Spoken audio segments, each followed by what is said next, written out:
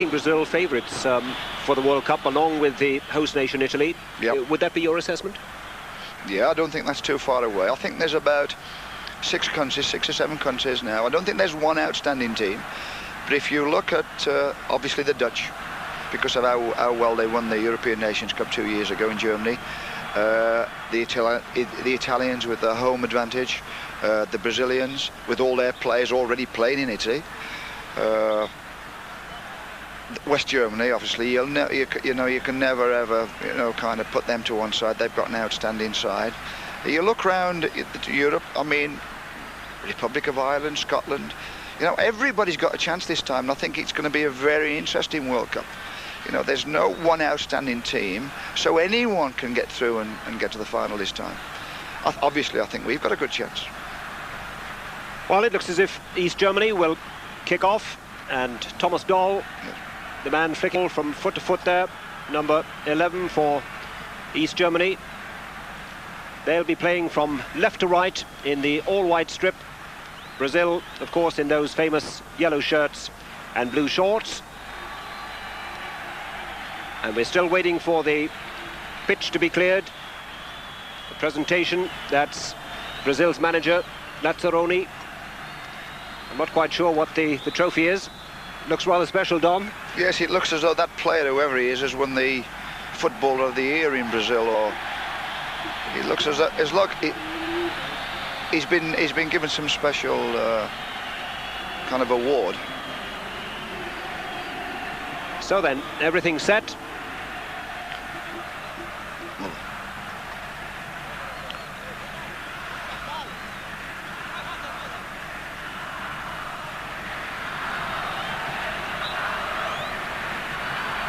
And we're now underway with East Germany playing from left to right. And the ball played back to Sammer, the tall centre-back. Plays it wide to the right. Sammer again. That's Lidner on the far side. East Germans keeping possession. They're not easy to beat, the East Germans, Ron. They're a disciplined group of players. They've got good technical skills, but they'll sit back and they'll soak up all the pressure. The Brazilians won't have it easy, I'll tell you that. Well, the first possession now for the Brazilians. Dunga, lovely ball with the outside of his foot.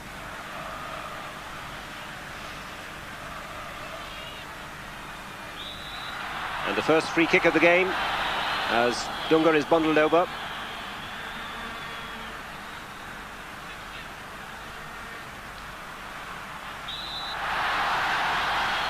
And another free kick. Kirsten this time, the man who did the fouling. Good running off the ball, and he was checked virtually by 3 East German defenders.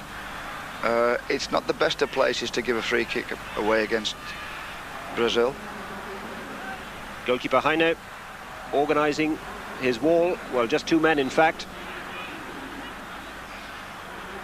Now, what can we expect here? Often Brazil able to score from these situations. Well, it's the same man, Ron. It's the left-back Branco. And if you remember at Wembley, he took them virtually from any distance inside the English half. And, you tend to think, oh, no, he's not going to shoot from there. But I tell you what, more times than not, he got it in or around the target. Lovely left foot. And a lot of swing with the outside of his left foot. Well, the goalkeeper not taking the goal kicks for East Germany. We still haven't given the final lineups from either side. But this is Kirsten for East Germany. Lidner on the left. No problems with that one. Brazil these days, Don, of course, play a sweeper system, which would seem very much against their tradition. They try and use it positively, though. I mean, he will try and come through the back, or they release one of their centre-backs. I am a little bit surprised they don't play sweep, because I think centre-backs are super players. Ricardo Gomes, who's at Benfica, and Mozer, who's at Marseille. They are, and they're big European type of centre-backs, you know. They are really built. They're 6'3", 6'4". I'm a bit surprised they have to play with a sweeper. Well, still Brazil in possession.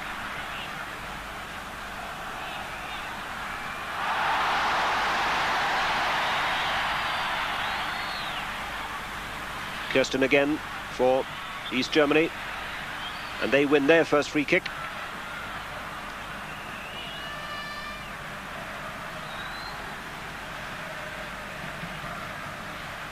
Lidner.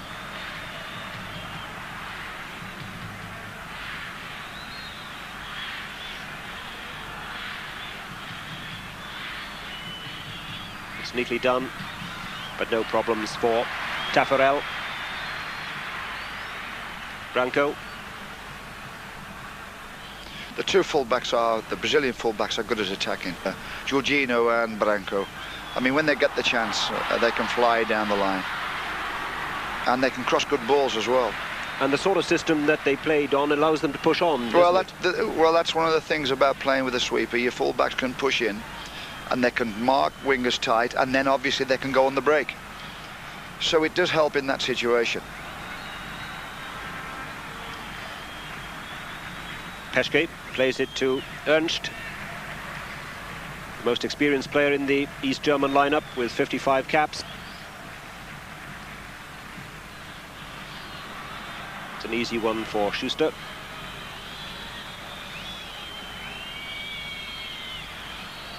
Very much the settling down period at the moment. Yes, well, both teams respect each other to start with, and as soon as they lose possession, they fall back in their own half. You know, in basketball style, really, they won't go and challenge for the ball in the opponent's half. They'll regroup in their own half and say, here we are, come and get through us. Alamau. And both teams are at the moment. This is Burger.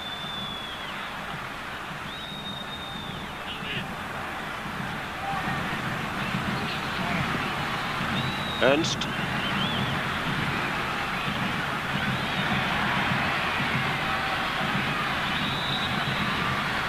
Free kick to Brazil. You'll find that quite a lot, Ron, is that the East Germans will build up down one side of the pitch, and then they'll hit a diagonal ball to the opposite side of the pitch, just to avoid the sweeper, just to miss the sweeper out, because obviously the sweeper can't be sides of the pitch. So they'll build up down one side and then switch it with a diagonal ball to the other side, as they did then. Still no real chances. Flags up on the far side. That's offside. The first real hint of Brazil pressure. Control is so good, Don, is it? Well, I was quite surprised he didn't play it first time into the runner. If he'd have played the ball on the volley time into the runner, he wouldn't have been offside.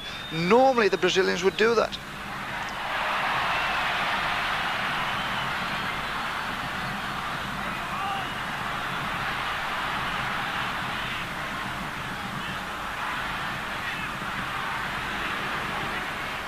East Germans back in numbers.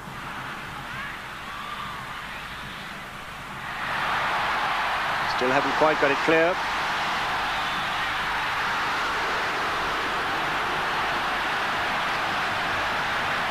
And now a chance for the East Germans to break. Stubner. This is a good run. Big Mozer did very well defending there. He held the player up against the touchline, kept him down the touchline, then stepped in and took the ball away.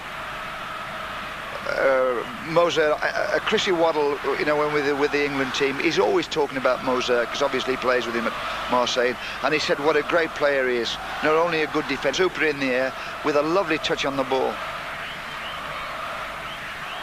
Mozer, incidentally, played in the Flamengo side when he was back home in Brazil, which beat Liverpool 3-0 to win the World Club Cup in 1981. He's been round some times, now 29 years old, Mozer.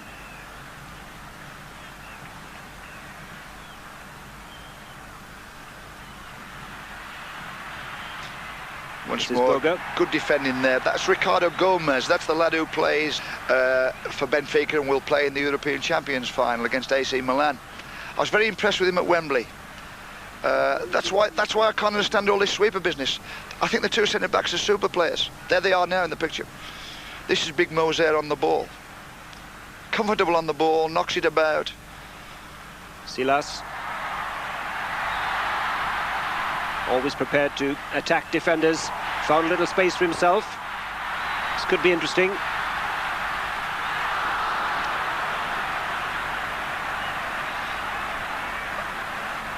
What they do in Brazil, in midfield there, the Brazilians, Ron, is that Dunga will hold. He'll be the anchor man. He'll be the playmaker. He'll be the fella who'll show for anybody on the ball can give it to Dunga. But the two fellas who'll make all the runs forward will be Silas and Valdo. You know, and they do really. They can do it both ways. They can run forward without the ball, and they can run forward with the ball, which for midfield players is a terrific advantage.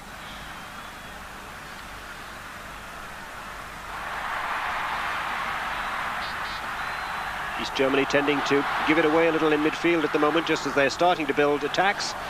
And that's a corner, first corner of the game, with just about 8 minutes gone. Still no goals. But Brazil's first corner of the game. Branco will go across to take it. Should be an in-swinger run. He's gone over there with his left foot to bring it in on that near.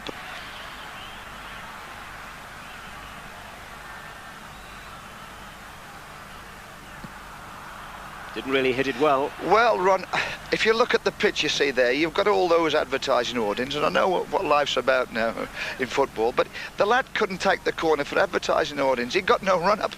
He took 2 steps now to kick the ball. They've virtually got those advertising audience right up against the corner of the flag. I mean, that's just getting carried away, that. So the through Brazil, which Jorginho takes. This is Mozer.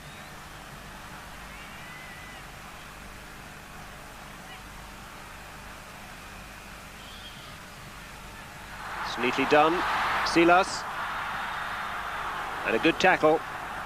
Now that's good Brazilian play, where the ball's played squared across the pitch, and then all of a sudden one player, as he's coming square patch, will play it in and go.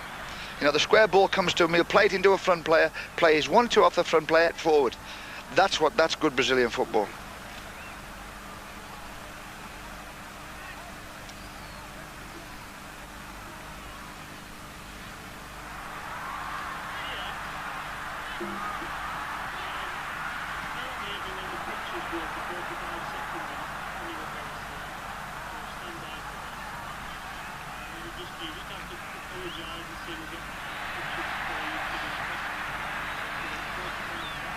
It's a free kick to East Germany.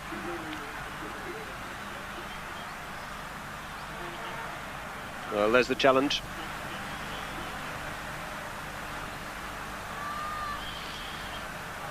Well, as much as they're noted for very good, skillful football, the Brazilians, they're still ruthless enough that if there's a danger, they'll bring the player down. I mean, that defender there was last man, so he's going to take no prisoners.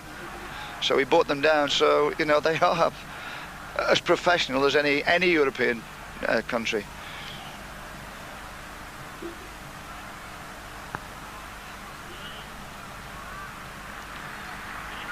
Branco again.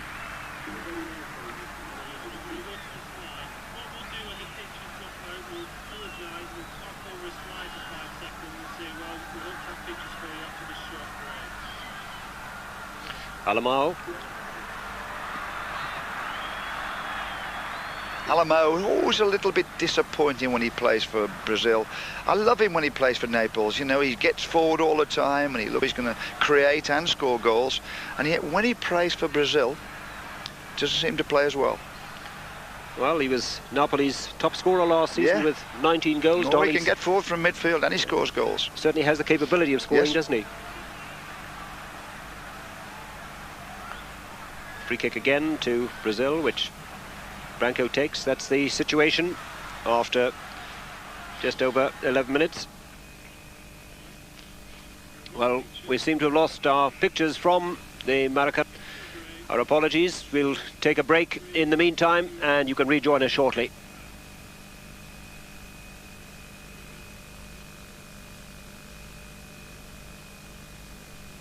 Screen Sport is now available in English, French, German and Dutch. If you're watching the channel on cable and are not hearing the language you would like, please contact your cable operator. If you have your own dish, you can select the language you want to hear.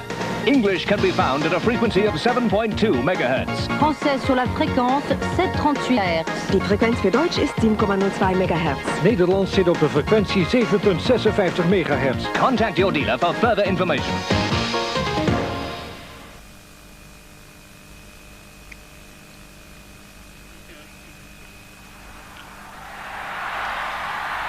Well, I'm delighted to tell you that we've now got our pictures back from the Maracanã.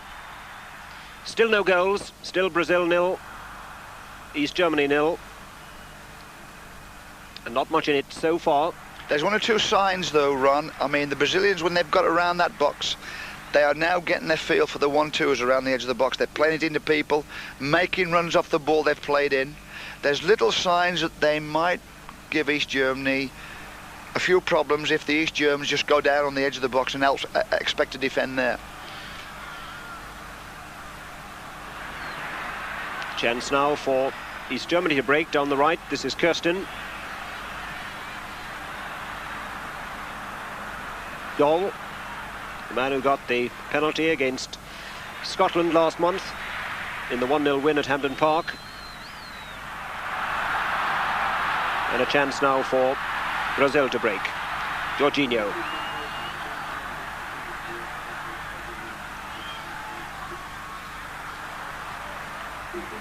East Germany have defended well so far, though, Don. Yeah, they've been getting numbers back, mind. I mean, they're virtually only leaving one up. Thomas Dahl, someone like that. You know, they're getting at least kind of 9 men behind the ball, and they're not committing themselves out there. You know, they're only around the box. They're tightening things up. They are going to be difficult to beat. There's no doubt about that. Foul by Branco gives East Germany another free kick. This is Ernst, East Germany's most capped player.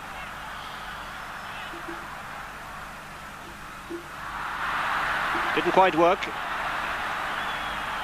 Always prepared to try things, though, aren't they? Yeah, they try it, but the crowd are very critical. It didn't come off that, so the crowd, they didn't boo it, but they were concerned that it didn't come off. Flags up for offside.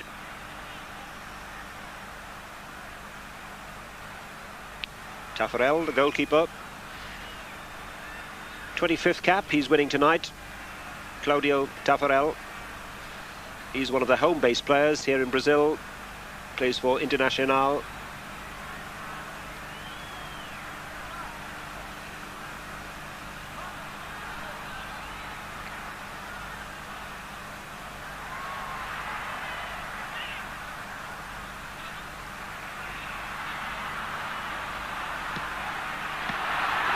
A Branco special one. Branco again. That was swerving.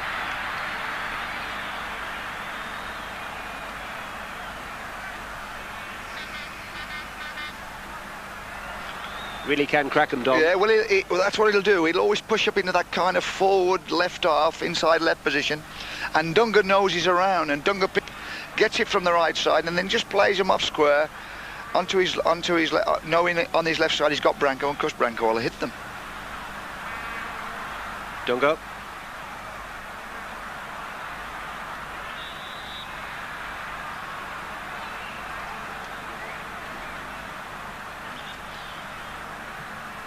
Can't be easy for the Europeans either in terms of this, you know, being in Italian football, living in Europe, all of a sudden going back to Brazil. We know it's the home country, but like they've been living in Europe all this season, you know, it's a little bit like us when we go down to Brazil, you know, and having to acclimatise quite quickly. Also having on their minds some of those European, I mean, Dunga's going to be playing for Fiorentina in the UEFA Cup final. You know, there are lots of things on the Brazilian players' minds as well as this game. And 3 Benfica players return to Europe after this game, Don, and will meet up with the rest of the squad when they come to Europe. They have to play for Benfica against AC Milan in the Champions Cup. That's right. That's Aldair, Ricardo, Gomes and Valdo, yeah. and obviously it's an important game for them. Well, here's the incident which brought the injury to Silas. I think he really brought it on himself, I must say. Yes, yes. Tackle on Berger, the full-back. Well, there's no way he's going to control then. I mean, the ball was too far ahead of the East German player. I mean, the only thing he could do was strip the East German. And obviously he's injured himself. It's a silly tackle.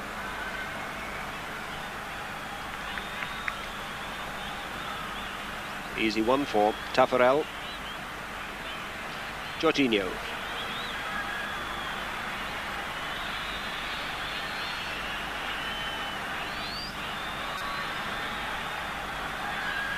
It's a bit careless. Well, they always want to give it to Dunga, you see. I mean, wherever they go, if they can't go forward, they give it to Dunga. And sometimes they just expect him to receive every ball. Branco.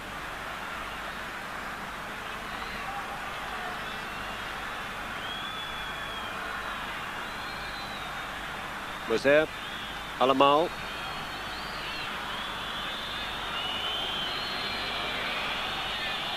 Crowd getting just a little restive. Yeah. Branco again. Sold Alamal just a little short with the pass. Dunga.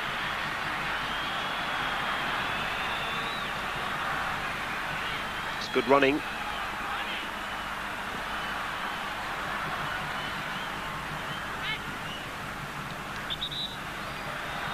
And that's a corner. Well, the Brazilian crowd are no different to any crowd. They expect, the home crowd always expect their team to be in front after 10 minutes. And if they're not in front, they start to get a bit impatient. And obviously, every time there's a bad pass, or if the ball doesn't go forward early, they start moaning and groaning. You know, the Brazilian crowd's no different to a crowd, say, at Queen's Park Rangers or Highbury or Manchester United.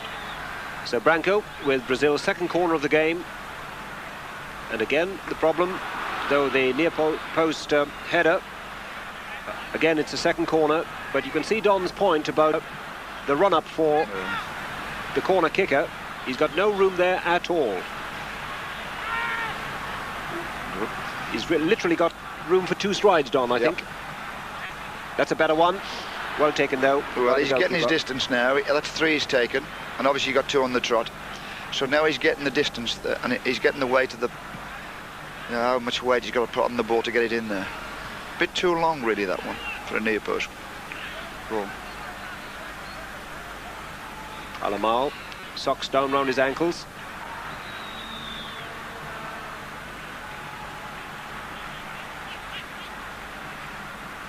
Dunga.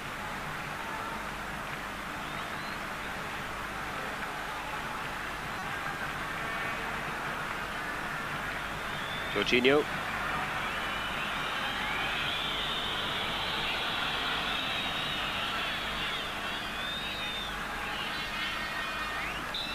Foul on Branco. You see, the crowd wouldn't understand this, but you've got to play with patience. You know, the East Germans have got all their team now back in their own half. So, I mean, unless you're prepared to play it about and draw people out of position, you'll never get in there.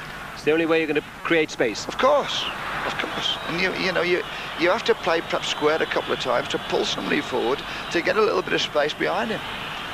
But the crowd, you know, they want them to press forward all the time. They want the ball to go forward. And the more you press forward, the more space is... And you can get caught on the break. Well, that's the situation with just over 20 minutes gone. We're just about halfway through the first half. And certainly Brazil have had most of the possession. This is Branco.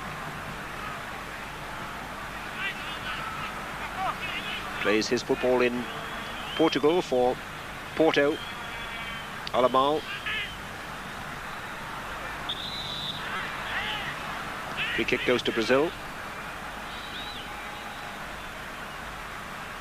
Dunga.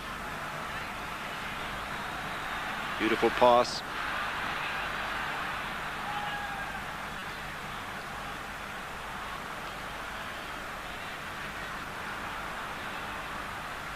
That's neatly done. And that'll be a free kick. Now this could be real danger for East Germany. That's what we said about Mozer. That's what Chrissy Waddle says. Like, he's made a hell of a good break there and got the board down on the edge of the box.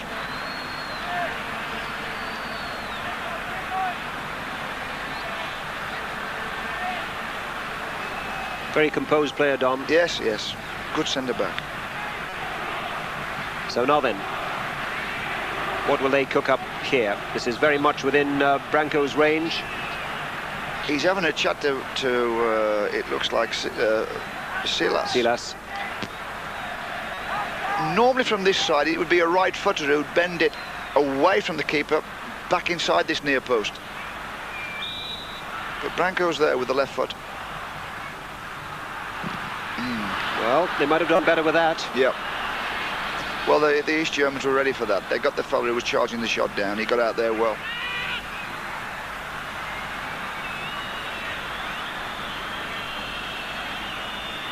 The East Germans, of course, failed to qualify for the finals in Italy. They were in a tough European qualifier group 3.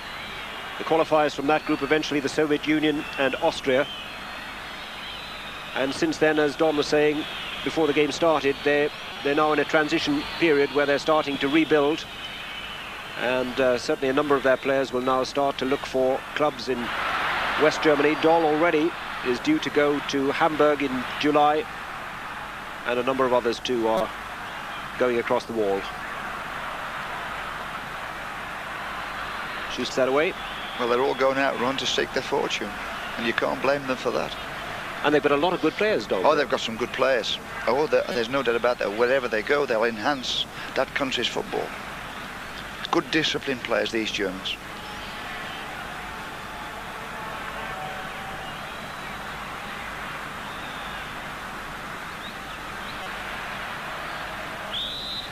Foul on Silas.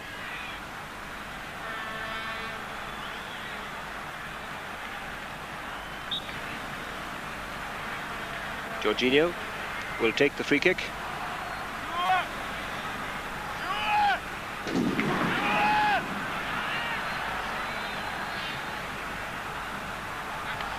Well, no problem with that one. Well, it looks to me it's typical of when you've brought players together in the international team last minute and they've come in from all over the world. You know, you're trying to get a kind of a pattern together. You perhaps haven't got time to do all your dead ball situation. You know, you've got other things, you know, that can wait. So every time they have a free kick or a corner, it doesn't look as though there's too much organisation. And set pieces always a sign of organisation, Don, aren't they? Very much no matter so. how talented the players you may have at your disposal, set pieces, right. It's that's really all about organisation. That's when you can see if the coach has been working. Jorginho, the man fouled. Jorginho plays his football in Germany for Bayer Leverkusen. This is his 29th cap. He moved to West Germany last year, in fact, from Flamengo, his home club in Brazil.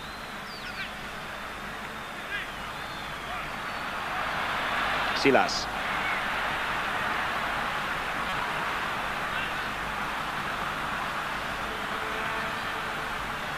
Branco beaten.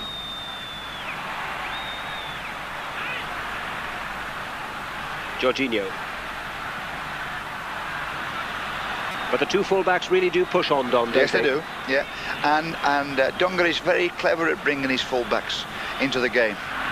You know, he'll take it from the right back and he'll change the play into the left back and vice versa. And if a centre-back breaks out from the back, he's a very clever player, the midfield player at that. We might criticise him in this country for not playing forward enough, but he's playing square to get people in there. Alamao. But again, the East Germans back in numbers.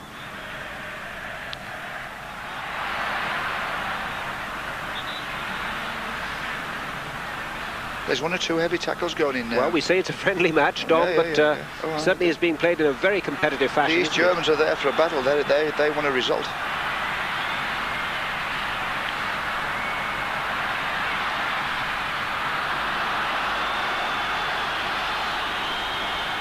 Branco. Dunga.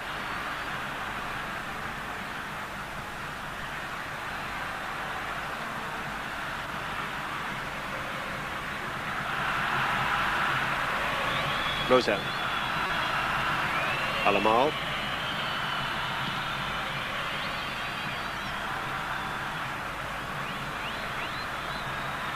Stubner gets it clear for East Germany.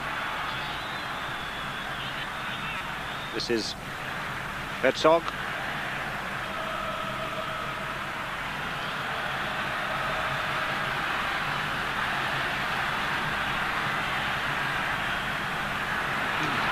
Well, it was worth a try, I suppose. It was certainly dipping.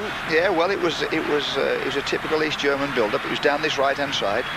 Then the change of play ball, the diagonal ball went in. I think it was the East German left back who got up there, and he came inside on his right foot and took a shot at goal. It's that type of thing that just might make a goal. Alamao, little space for him.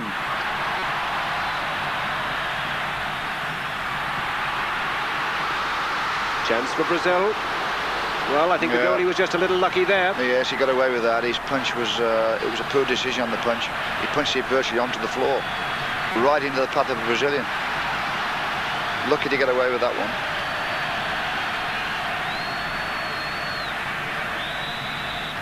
But it was the first time we saw Almao. You know, he came forward and he beat someone.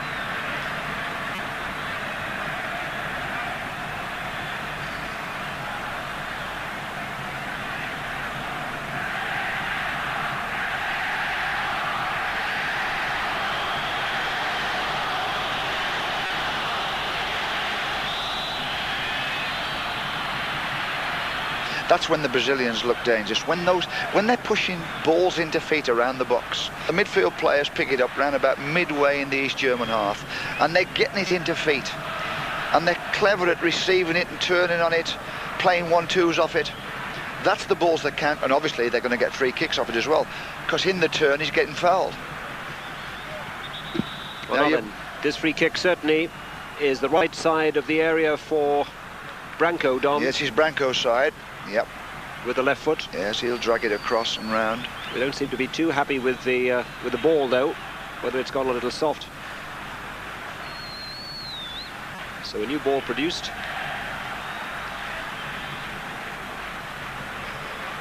One, two, three, four, five, six, 7 West Germans in the wall. Goalkeeper lines it up, but this surely will be Branco with a free kick. Getting men in the wall to blind the goalkeeper so he can't see it. They'll get out the way at the last minute, Ron. So Branco. Good wall. They look well organised in defence. Oh yes, oh without a doubt. You can bet they knew, obviously they knew that when they're playing the Brazilians, hey, these free kicks around the box, let's make sure we get a good wall up. Well, they'd have spent some time organising that. So Brazil's 4th corner kick of the game, but the first one from this side, which Silas will take.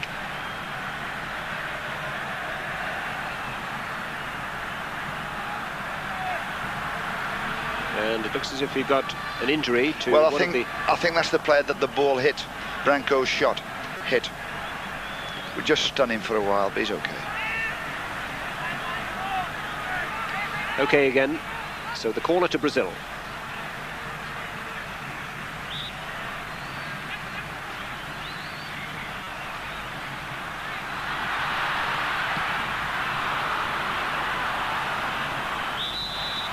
It's another free kick.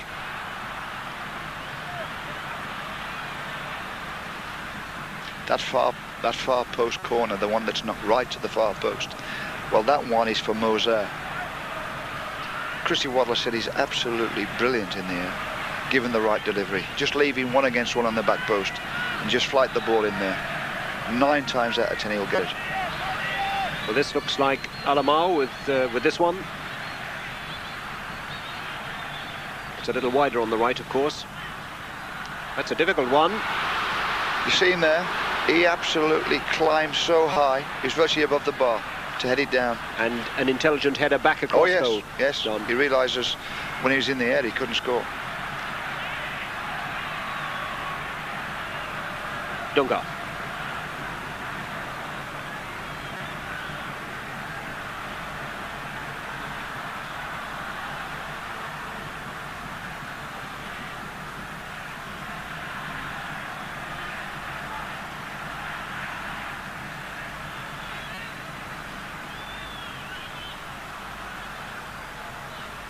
Dunga. Alamao. It's neatly done.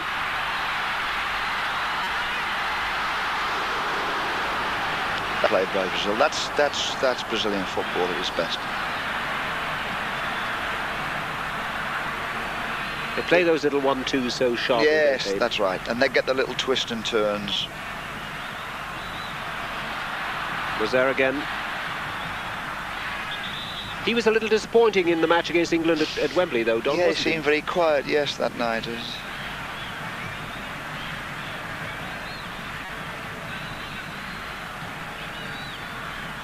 Silas. Alamao. Silas again. Alamao making the run on the outside.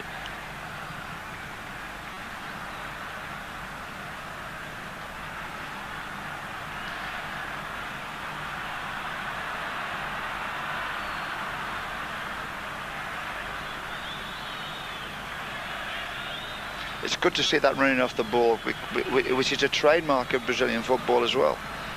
The running off the ball times is absolutely brilliant.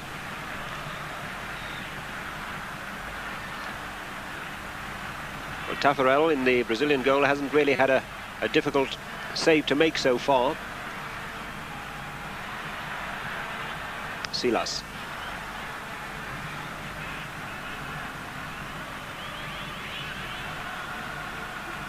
Dunga. Alamao. Ken.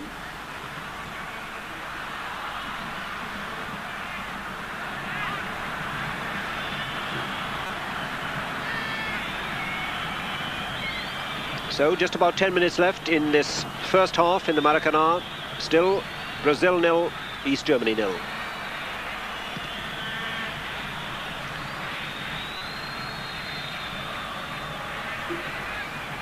That's the situation.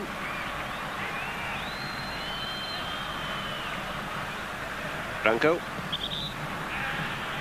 Needs a goal run, doesn't it? It needs does something at the moment, to liven doesn't it up. it? It's got a little bit, yes. We keep saying how promising Brazil look, and in flashes they certainly do. But the East Germans are largely content to defend, aren't they? They're containing them well, yes, they are. And the thing that would bring the game to life a little would be a goal. Be a goal.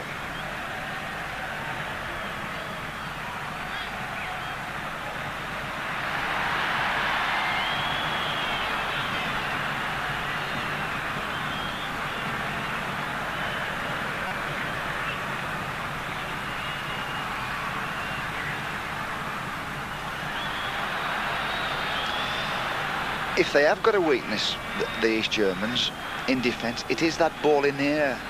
You know, I know it's not the Brazilian style to kind of hit back post crosses, but 2 or 3 could help, because they might not win the cross, but the header away won't go that far. They could something from there. So Branco with the corner. Awkward one at the near post, but this time it's a goal kick.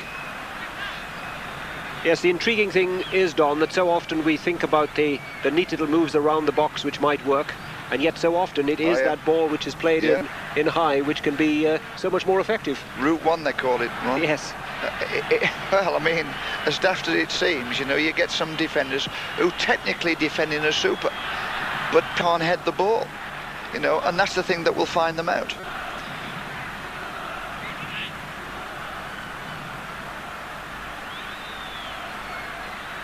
Now then, East Germany with a rare chance to attack. Tackle was a good one, though. That's why everybody's looking for the English centre forward, as we so-called, you know, the Mark Hateleys, the players like this who've gone abroad. It's only because of that Route 1 ball, which is hard to defend against. So he's win their first corner kick.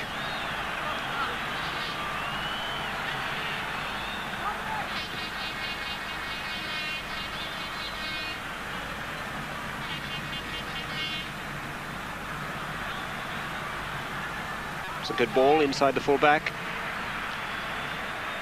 And the throw goes to East Germany.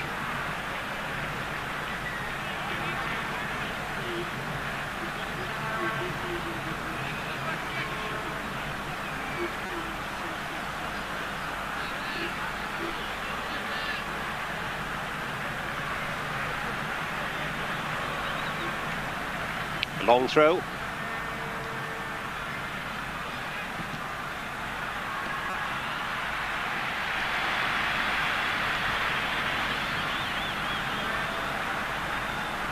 Silas. Dunga.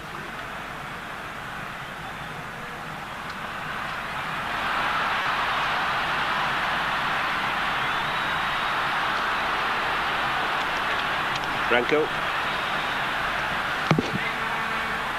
Difficult one to the far post.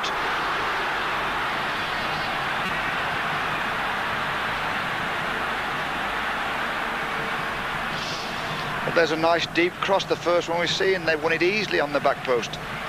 Somebody gets on their header back across goal, they score a goal.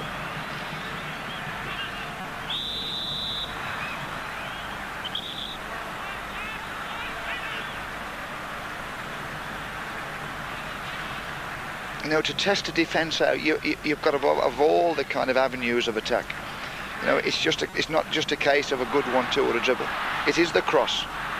You know, it's all different kinds of things that will find a defence out. Throw in to Brazil.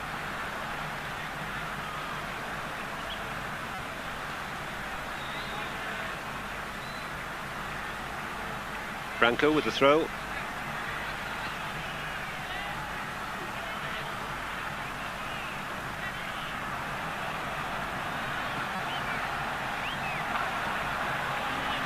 Aldair.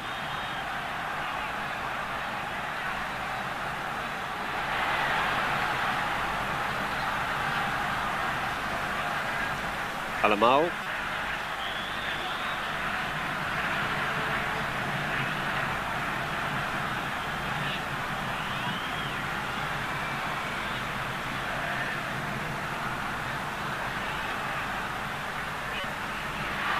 Good turn. Chance for Brazil. Good save. Now by Brotagum. That was a bit of class. That was a lovely little 1-2 to start with. And then a run off the ball and a little flick. Nice turn on the edge of the box. Everything was right about it. And Brotagum did well to save it.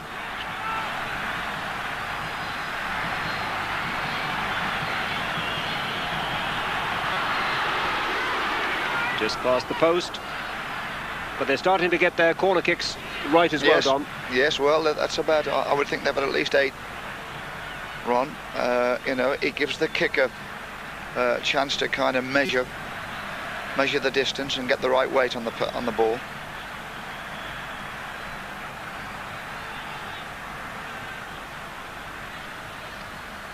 So just about 5 minutes to half time.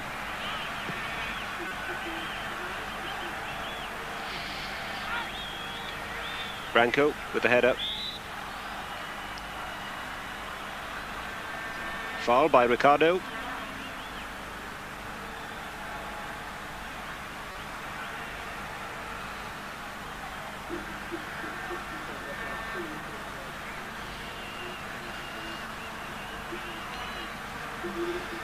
Ernst with the free kick.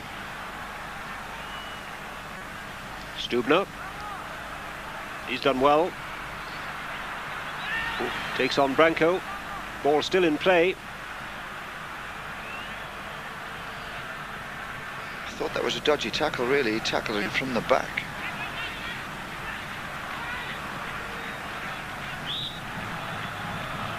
Flags up.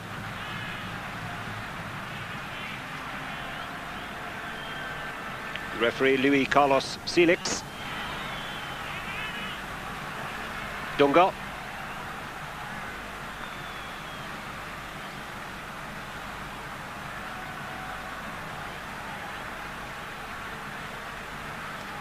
Jorginho.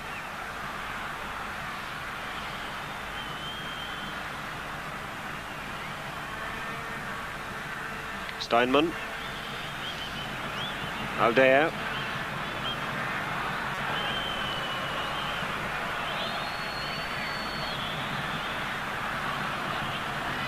Looked like handball by Careca, but the referee waves play on. Alemão, and it's there. The first goal for Brazil, and it's Alemão who's got it.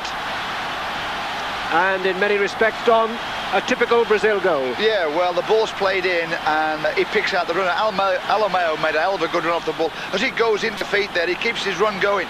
Then he's pushed inside the defender. He wins it well on the end of it and slides it back to the goalkeeper. You know, that's it's good running off the ball, really, but it is that type of thing is noted about the Brazilians. And the strength as well to hold off the challenge of the defender. Yes, there. He had to win that one. He had to get his shoulder in first. And then the composure with a finish. Yeah, nice little, tucked it away well. And really just what we wanted in the game. That's right. Let's just hope now that the East Germans will take that as a kind of, well, if we're going to get something out of this, we go have to get forward, make it a little bit open, and go from there. And that's Alemão's 6th goal for his country in his 31st international. Brazil 1, East Germany 0.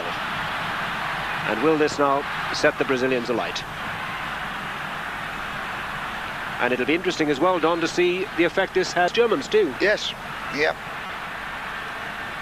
Well, we're coming up to half-time. You know, it gives the coach kind of chance to rearrange things and look at the game in a different light.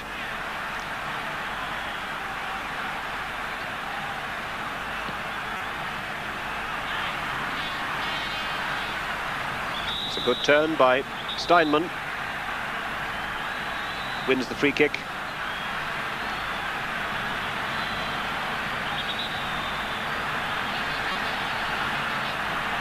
Ernst.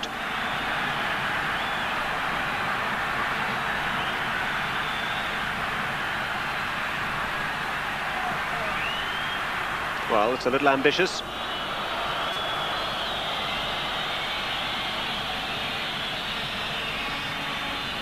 But the score just about a fair reflection on the play. I think so, yes. Obviously, I mean, Brazil have taken the ball to the East Germans all the time, and they've had to be patient, try and, you know, knock it around a little bit, then play a few into feet, and they've got their just rewards at the end.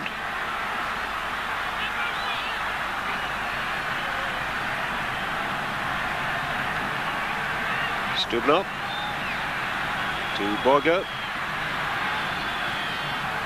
Jorginho does the tidying up. When they've got forward, the East Germans, and they've run at the Brazilian defenders, they look as though they can get in. They just don't get the numbers forward. Well, they may be a little more ambitious from now on, yep. Don, certainly when they get back in the dressing room and regroup and reorganise things a little bit.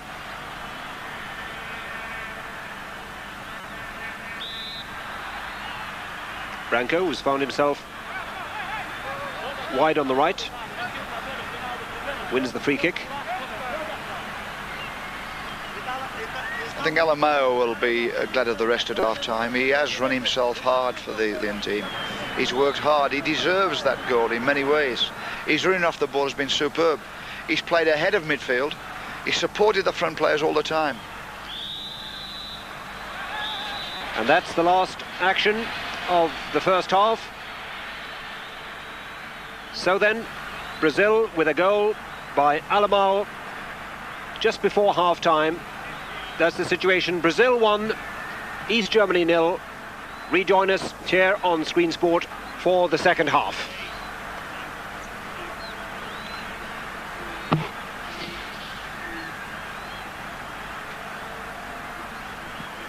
This is not right, this. Nowhere near it.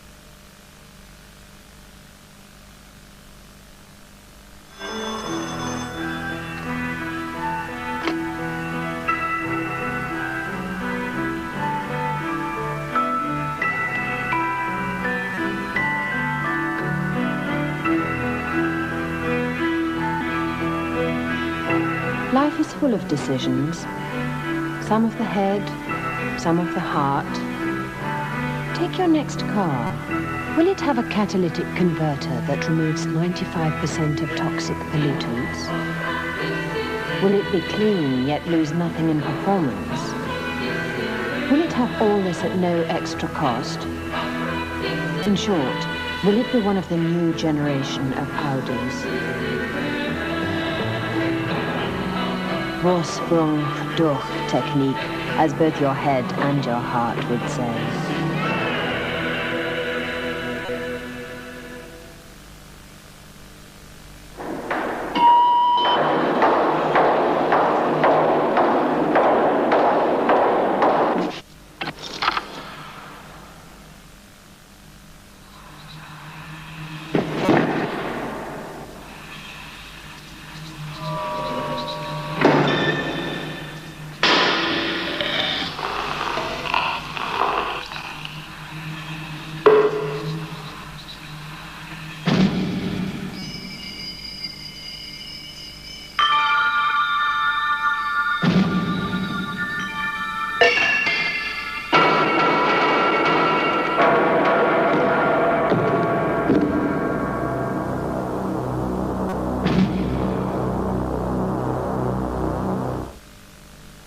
Football. Football. Give me football. I need football. Football. I need football.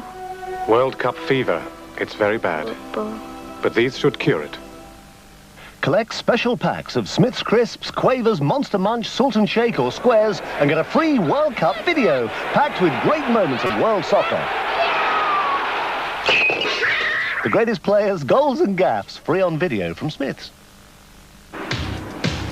The 29 Winston Cup Series is exclusive to Screen Sport. From the high-speed banking at Daytona to the half-mile at Martinsville, via the road courses at Sears Point and Watkins Glen. In 1989, the series produced $5 millionaires. What will 90 bring? And now, the race with no points, just money. The $1 Million All-Star Winston Weekend from Charlotte. Saturday, the 26th of May, on Screen Sport.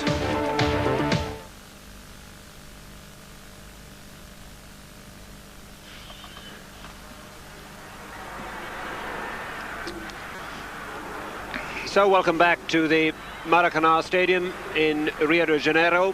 Brazil 1, East Germany 0 is the half-time score. And just about right so far, with Brazil certainly having the best of things so far. The East Germans largely have been content to defend with occasional breaks, especially down the right-hand side. But Brazil more and more were starting to get their short passing game, especially in the final third of the game, together. And one or two near misses we had before the goal came, just before half-time. The nearest Brazil came to a goal was just about halfway through the half. And it was a brilliant save, in fact, by goalkeeper Bruttingham, which kept the East Germans in it. But that, a rather typical Brazil moved on. Yeah, the ball into feet. The man on the edge getting turned, laying it into the run up the side of him. Good shot and a good save.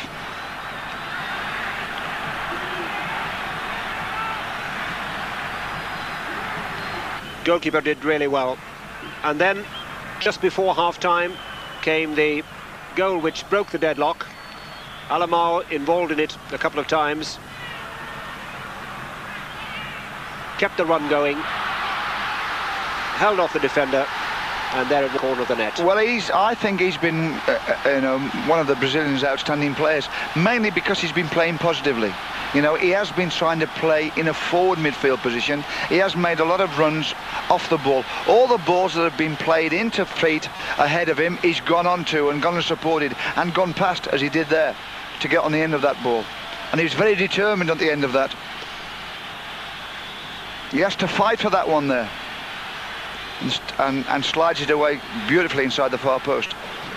It's interesting that Don Howe was saying earlier on that often Alemão has disappointed in a Brazil shirt, hasn't always shown the sort of form that he shows for his club side Napoli in Italy, Don. More times than not, Ron, they put him on the bench. They bring him on in the second half. He's always impressed me. So then, 1-0 Brazil lead at half-time. The teams will be out fairly soon, so you can rejoin us after another break.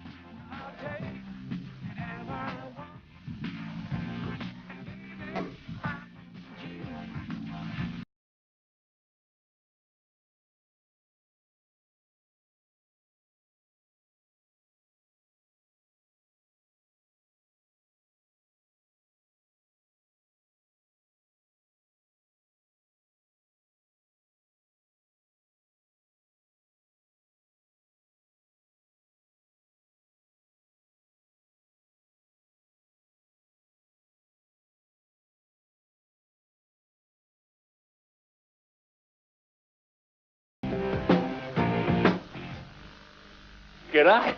Good morning, sir. How's the hiking? Where's your sneakers? I'm sure it does, sir.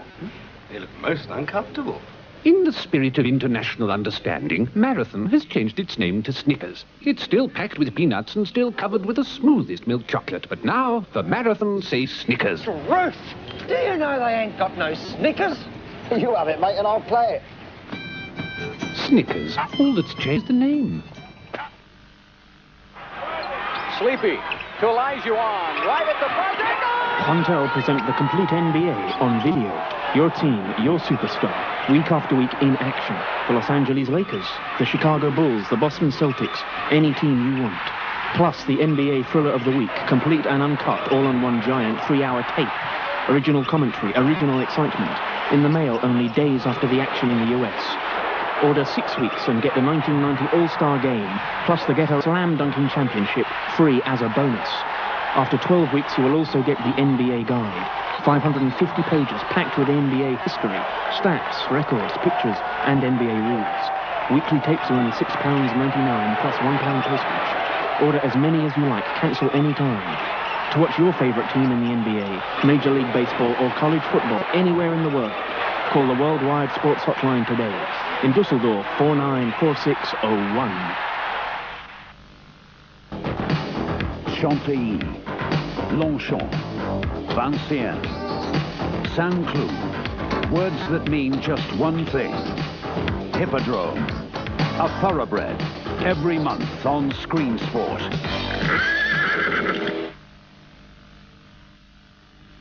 At this time of year, the Sport of Kings prepares to don new headwear, the Triple Crown.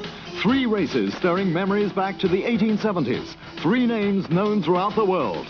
Pimlico, Maryland hosts the Preakness Stakes, and Screen Sport will be there live from paddock to podium, watching out for the triple winner and that mega bonus. The Preakness Stakes, Saturday night at 10 on Screen Sport. Screen Sport is now available in English, French, German and Dutch. If you're watching the channel on cable and are not hearing the language you would like, please contact your cable operator. If you have your own dish, you can select the language you want to hear. English can be found at a frequency of 7.2 GHz. Français sur la fréquence 738 MHz. Die frequentie für Deutsch ist 7,02 MHz. Nederlands zit op de frequentie 7.56 MHz. Contact your dealer for further information. Land, sea, and air. The only limitations imposed upon sport en France. Every month on Screen Sport.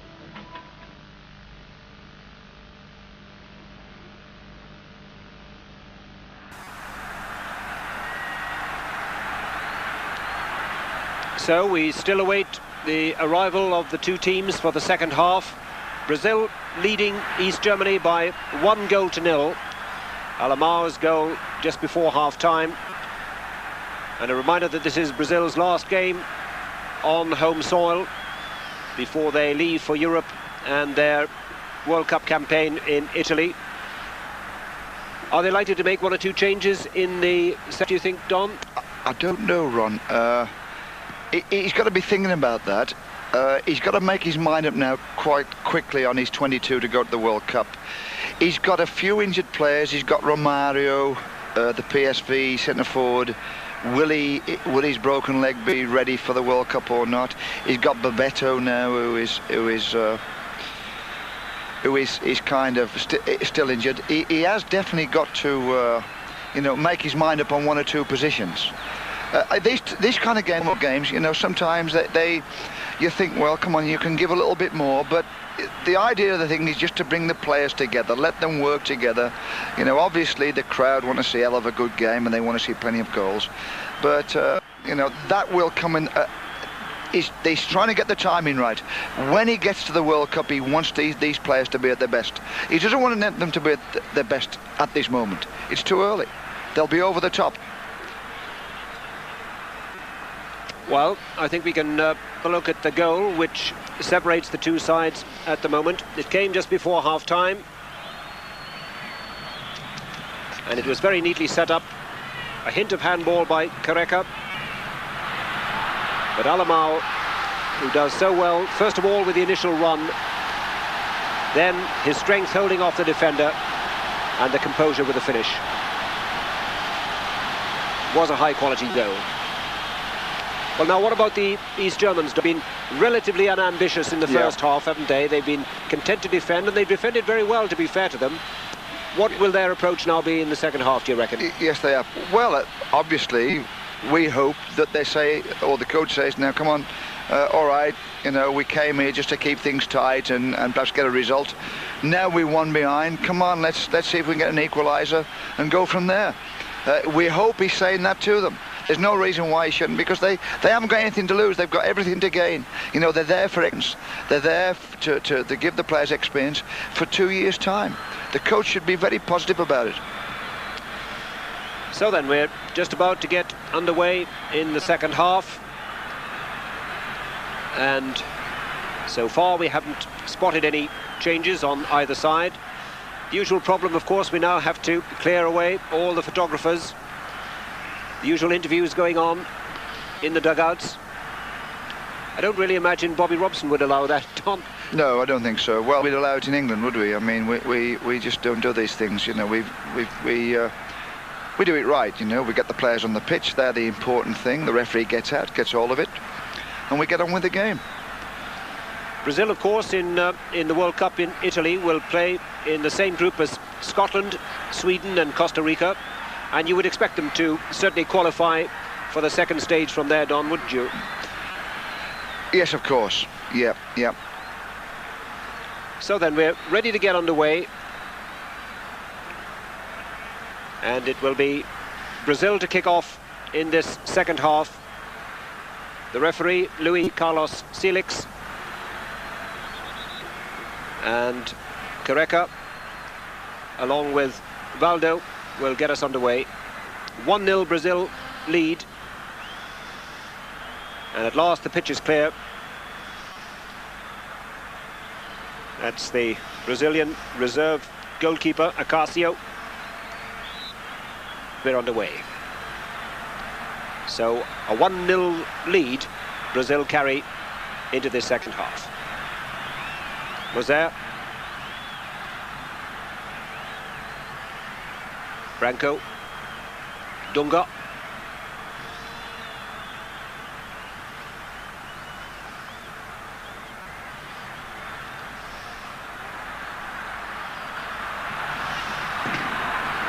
Good break down the left. Well, couldn't really get any great purchase on the shot, Valdo. And it was a comfortable save for Brutingham in the East German goal. Well, they've got plenty in the box there. Run for the cross to get into. Alemão for Brazil.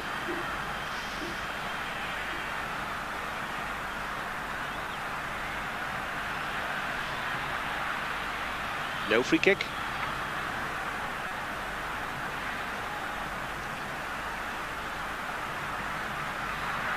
That's a great tackle.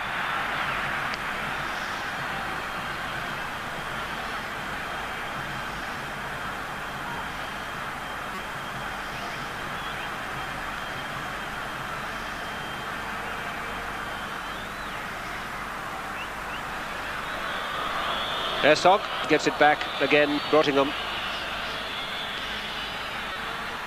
This is Herzog. Steinmann. Lindbergh.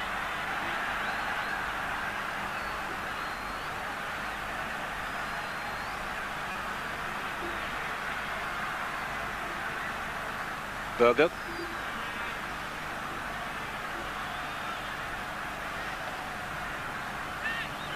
Ernst. Well read though by Mozer. And the free kick given. Well, at least run from the signs here, at least the East Germans are getting numbers forward. You know, we're getting more players, the ball's going forward into the Brazilian half, and we're seeing plenty of white shirts around the ball. So certainly danger now for the Brazil defence. And it's there. The equaliser. Very as if it was Thomas Dahl who got the ball back across goal. That looks a weakness. I mean, the Bulgarians got it very similar. The ball to the back post, nobody marks, headed back across the goal, fella on the near post comes in, flicks it in. All the fella did, all the centre forward did was just pull away to the back post, and he got free, look. And Dahl it is, who's goal for East Germany, so an equaliser. A very similar situation to last week, where Bulgaria got an equaliser after Brazil had taken the lead early on. So 1-1, and we're just 4 minutes into the second half. Oh, that's a great save. Well, Perry Brootingham is winning just his third cap for East Germany, but that really was a fine reflex save, Dom. Yes, but it was a kind of a low cross and then a run from the back up behind the ball again. Nice shot. They did well to get it over the bar there. Careca with a shot, and Brazil's first corner kick of this second half. Branco. Aimed long. Mozer gets it back across goal.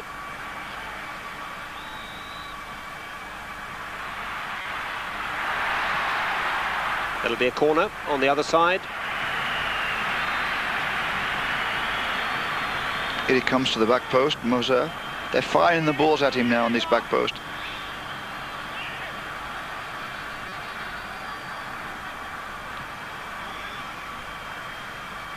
Alemão. And a wall of white shirts coming out as Alemão flicks it over the first man. Has a little word with the referee, but the free kick given. Flag was up for offside.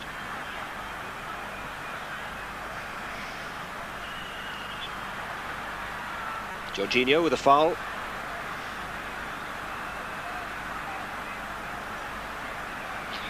Well, let's just hope that the East Germans kind of say, well, yeah, we can score goals against the Brazilians. Let's keep getting forward now.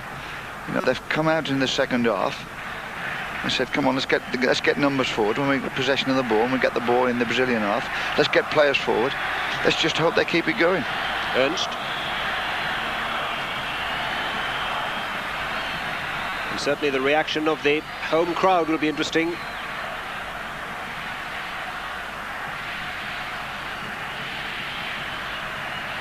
That's the situation after 6 minutes of the second half.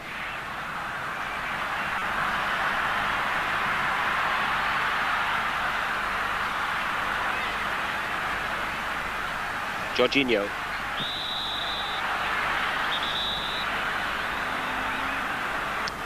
Pulled down by Pesquet.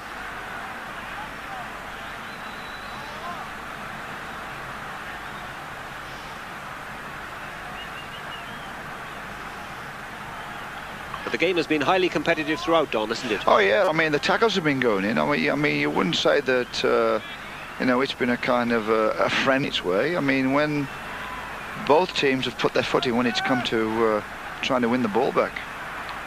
And I suppose, as far as Brazil's build-up to the World Cup is concerned, they couldn't really ask for a better test. No, I mean, obviously, they're going to play these type of games in the opening part of the competition in the World Cup, where people will be highly competitive and they'll defend the goal and they won't give anything away. They won't want to be beaten. So it's, in that respect, it's a good practice. So then, this being lined up from some 30 yards by Branco. And he's certainly capable of hitting the target from here.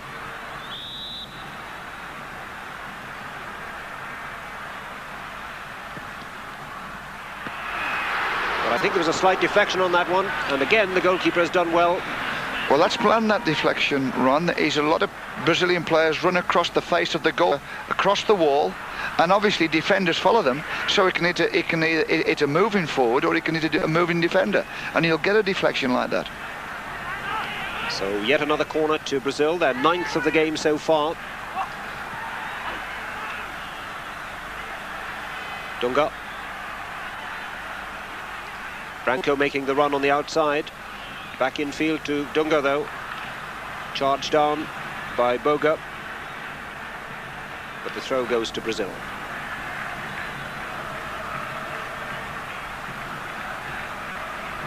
Benched.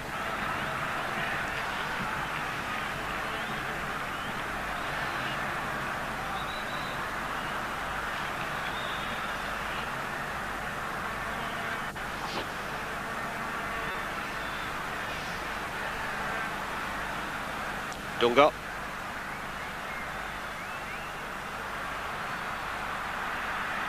Valdo. Chance, and it's just wide. Well, that was the best Brazilian chance of the second half, and it's Careca who's put it just wide. But that was a good chance, Don. Ron, you would have put money on that lad would score. I mean, he's knocked so many of those in for Napoli this season. There's a lovely little cross at the back of the defence, bent round the back of the defence. You would have put money on it if he scored there. In fact, it was more difficult to kind of knock it wide because he's virtually sent a goal. It's one of the most dangerous balls in football. Oh yes, the bending ball around the back of the defence, yeah. Super cross. Dunga again. Really has controlled midfield. The crowd react to those things. They react to those little individual skills. In the heart of a game, now obviously they want Brazil to win and they want them to score goals, but if a player shows them that little bit of touch of class, and it seems to bring the crowd alive.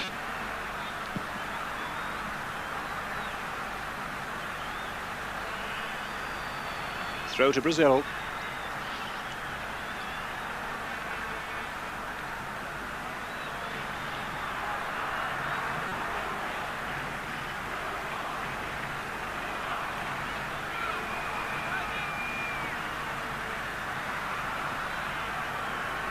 But again, the East German defence very well organised. Given away.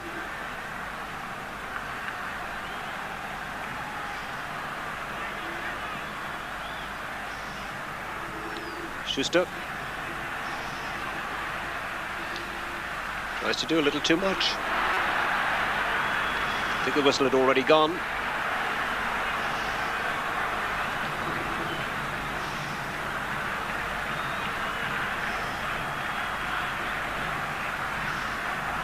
Jorginho to Dunga. Alamao, little space for him. Branco, lovely cross. Careca.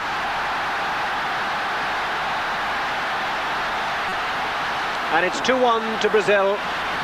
And that really was a high-quality move. Yeah, started in midfield. Don. Well, there was a super pass. Once more, Almao was concerned with it. He started it. And the cross was a replica of the last one he missed. You know, just out wide there, a little bent round the back of the defender. Come and met it, knocks it into inside the near post. Watch him bend it round the defender here. Very similar to the earlier move. Exactly the same. But this one he hit the target with. And Brazil go back in front. 2-1 they now lead. 12 minutes into the second half. And of course it's brought the crowd to life.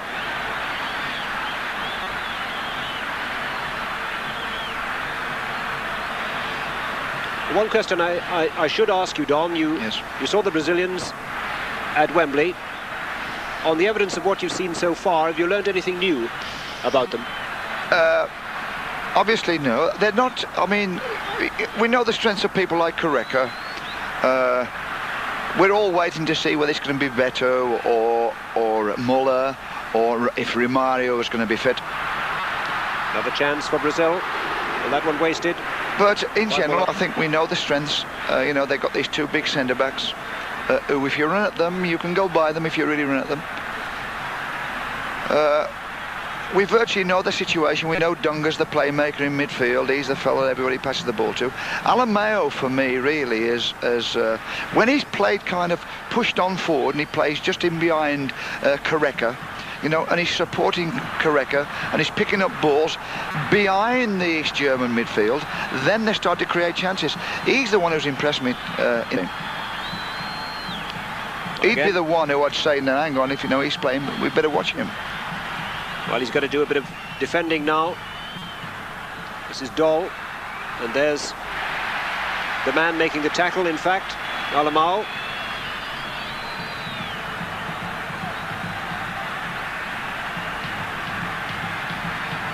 Really has got through an enormous amount of work in this game, as well as getting the first goal for Brazil.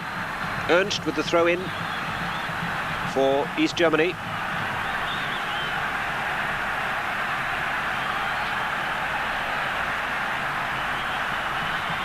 East German throw again.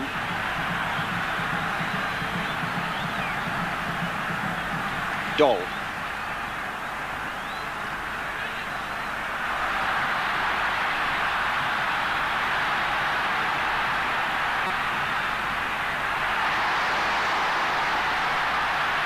Taffarel. Brazil starting to turn it on a little. Dunga, chance for Dunga, it's there. He was a little bit lucky to get the rebound off the defender there, but give him credit for it.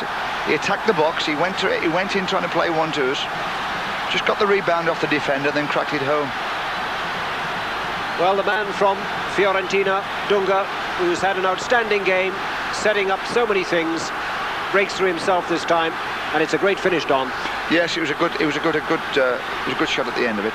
It's really got the crowd going, this one. There's the little bit of luck. Yeah, broke for him.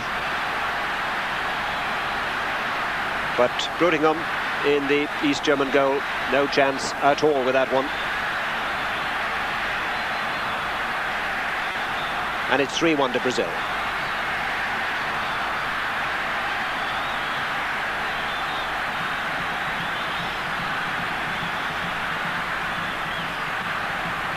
Suddenly, the game has taken on a totally different aspect.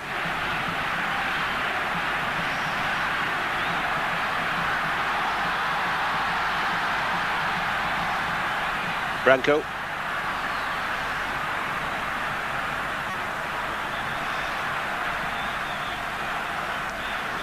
"15 minutes into the second half, and Brazil lead 3-1.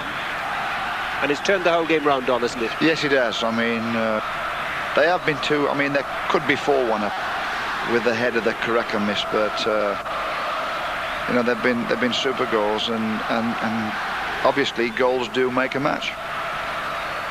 Well, as we were debating earlier on, I think manager Lazzaroni is now going to make several substitutions. Muller comes off, and he's now obviously got to have a look at one or two other squad players. Yes, of course. This is what he's waiting for. This is what he's hoping for. I mean, if the game had stayed, say, 1 each or no goals, he'd have been perhaps sitting with his best players, thinking, well, I don't want to be beaten, at least in this game. But now he's 3-1 ahead. He can give one or two of the squad players who he's got to pick in his 22 and say, well, get out there, lads, and show us what you can do.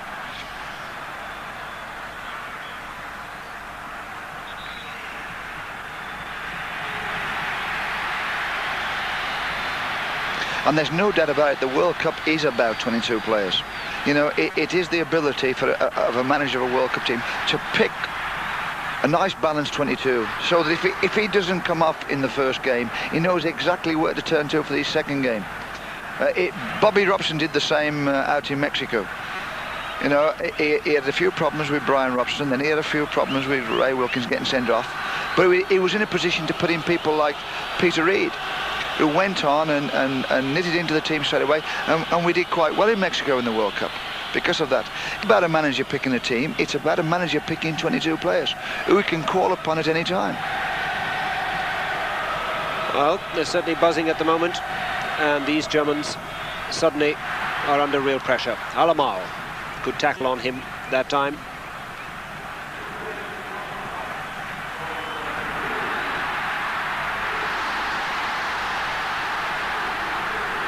It's a great cross.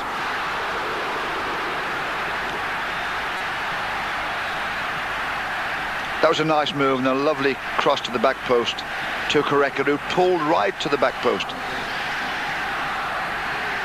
And the header. I think he tried to just loop the keeper, just kind of stick it over the keeper to drop inside the far post.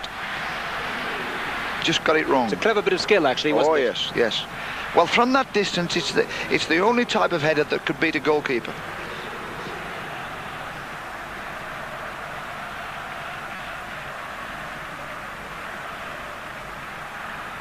Dunga.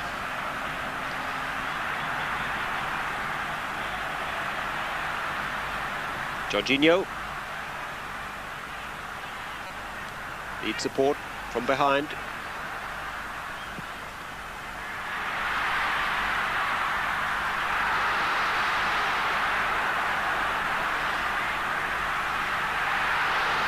Almost worked.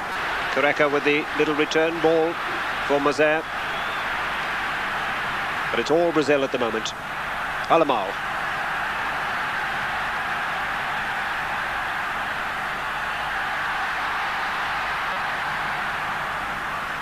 Well, they're all joining in now, Ron. I mean, that's... first it was Mozer who tried to play a 1-2 on the edge of the box. And then Ricardo Gomes who tried to get through in the end. It'll be a corner. So the Estadio defence by the East Germans. But they're under a lot of pressure now. And you can almost see the confidence rising in the Brazil side, Don. Yeah.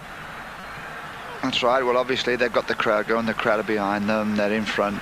The confidence is starting to get a lot better.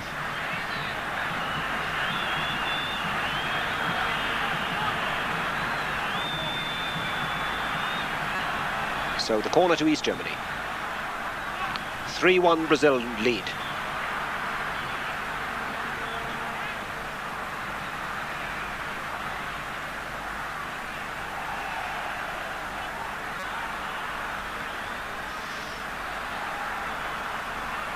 Ernst. Stubner.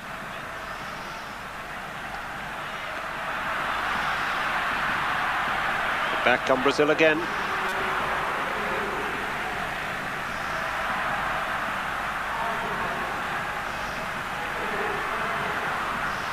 No one at the far post.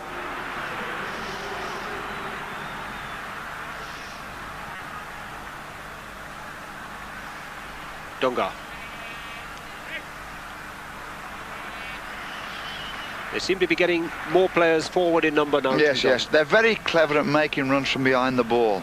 You know, the ball gets up to front players and he holds on to it, just waiting for a run to come from behind him. And just as he gets the timing right, as the players kind of gets up to him, he slips him forward, sits in behind the defenders. They're very good at that tactic, the Brazilians. Making runs from the behind the ball. So we're just about halfway through this second half in the Maracanã Stadium in Rio. Steinmann for East Germany, but the flag was already up.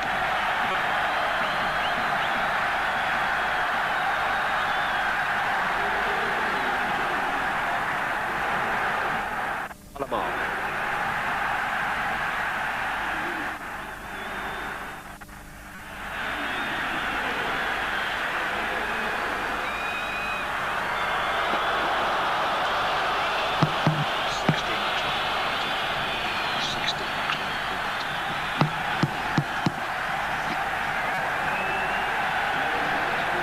Dunga.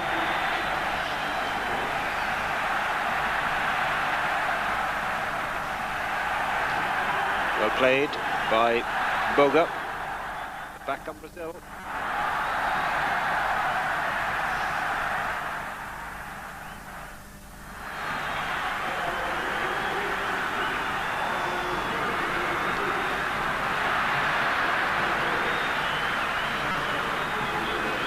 Referee plays the advantage. Now then, chance for East Germany. That's a good save by the goalkeeper, but it's a second East German goal. He was very unlucky there, Taffarel, because his first save was a good one. He came out, he stood in, and he made his challenge at the right time. He was unlucky that he got it back. He went back to an East German who was following up the attack. Ernst, the man who's got it. The run by Kirsten takes him clear. Good save by Taffarel, a little unlucky, but Ernst following up makes it 3-2. What happened there on the halfway line was Dunga was behind his centre-backs for some no reason, and he was playing the man on. So the Brazilians pushing forward, caught out, and there's always that danger, isn't there? Well, that's right. I mean, as desperate it seems, you know, they're not mugs, these Germans. They can come back and get 3 goals as well as the Brazilians have. So we've got quite a game on our hands for the last 20 minutes. Brazil 3, East Germany 2. This is Thomas Doll.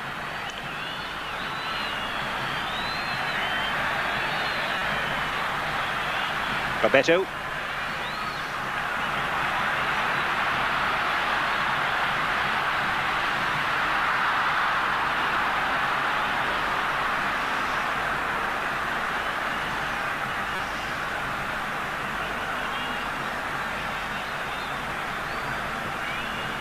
Doll.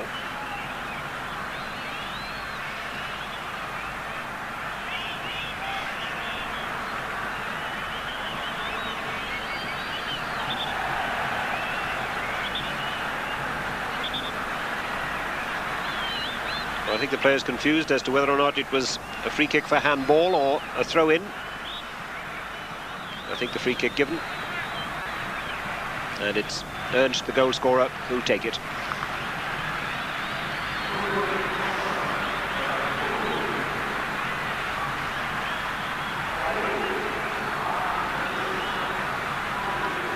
Dunga.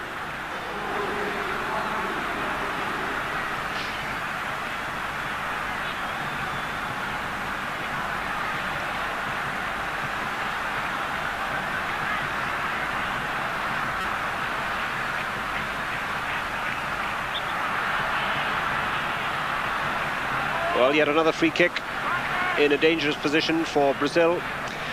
They gain so many free kicks that way. They just played in defeat. The man on the edge of the box gets hold of the ball, tries to turn. The defender makes the lunge. Over goes the forward. They've got another free kick on the edge of the box. And obviously, if you keep doing this against the Brazilians, one's going to go in the net. Well, another chance for Branco maybe. Or are we going to have another substitution? Looks as if we very well could. Mozer also lining up the free kick. Won't be Branco this time, I don't think.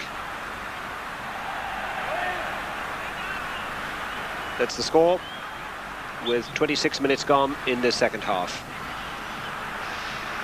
Well, it dipped, but not enough. No, not early enough, no. I mean, it was too high over the wall.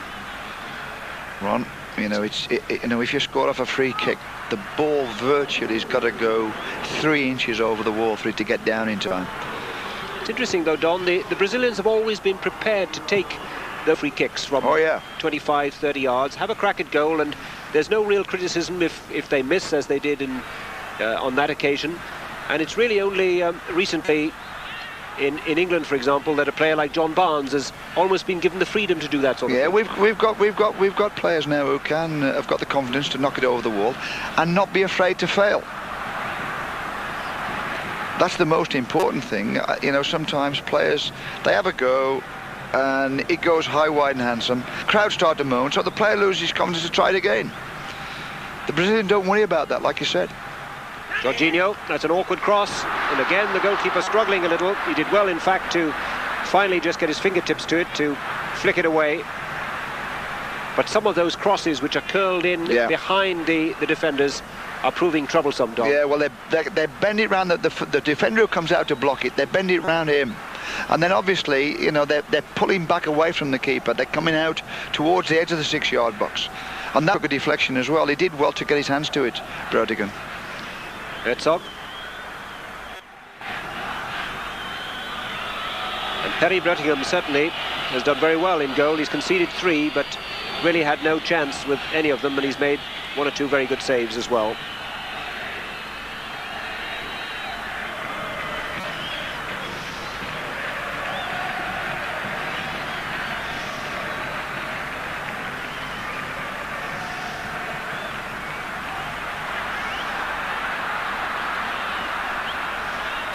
Flags up, offside.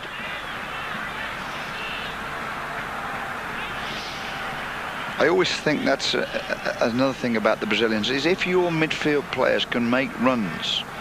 You know, you get people like Dunga, who's a very skillful player, but really his running ability is very poor. You know, he can't run.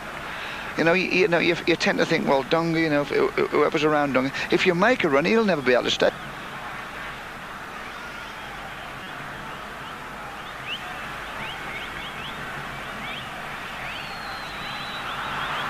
Well, the little dummy from Bebeto didn't quite work that time.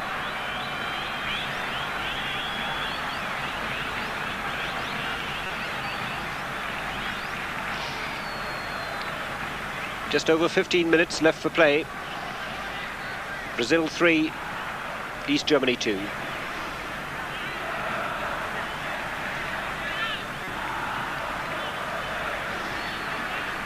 Jorginho.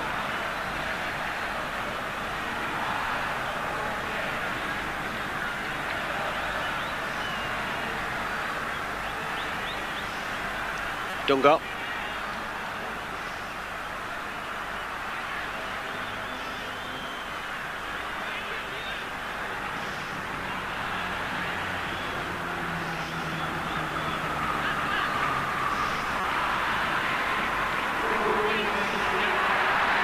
It's cleverly done. Men at the far post. It's a free kick. Given away by Jorginho.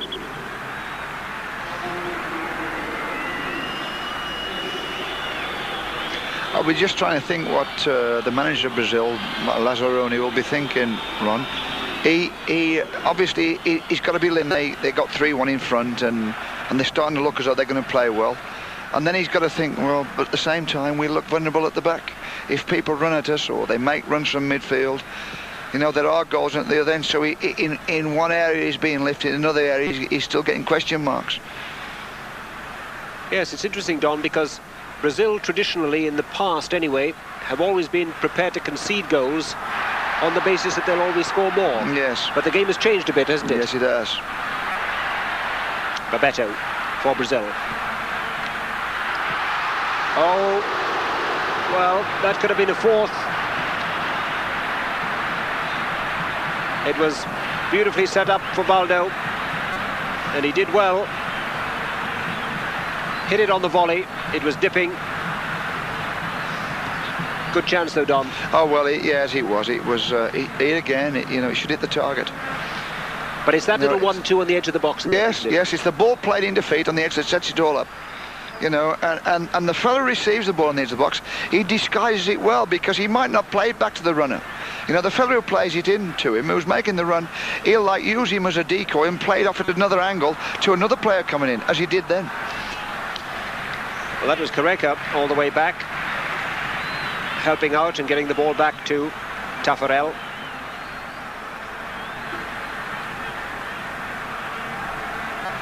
Jorginho. I would say, if you look at the world in terms of front players, in terms of being able to do that on the edge of the box, Correca and Romario, and whether Romario will be fit for the World Cup, I don't know, are the best two.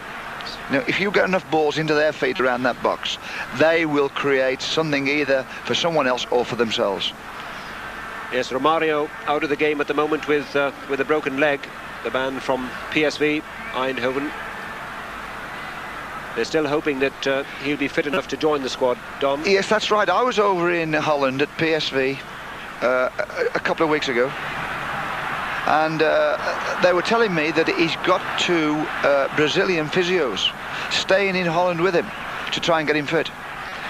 Whether the Brazilian physios are better than the Dutch physios, I don't know. I would think it's a psychological thing, really.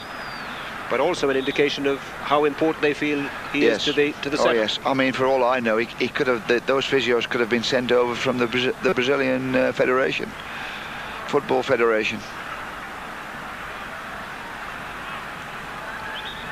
So just over 10 minutes to go, as East Germany 2 now decide on 1 or 2 substitutions.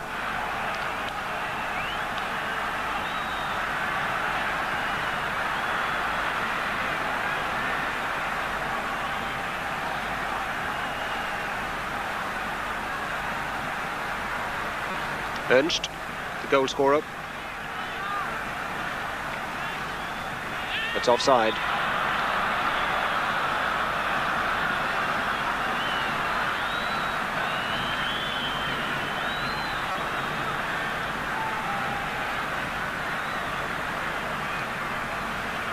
Jorginho.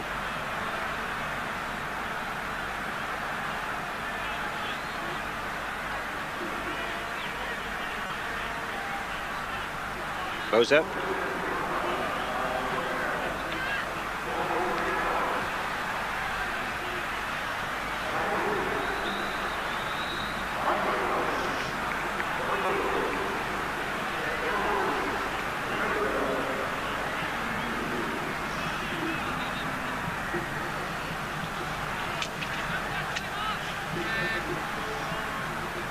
Jorginho again.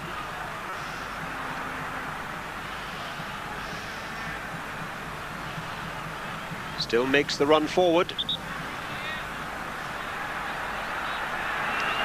But the goal kick goes to East Germany. So we're inside the last 10 minutes.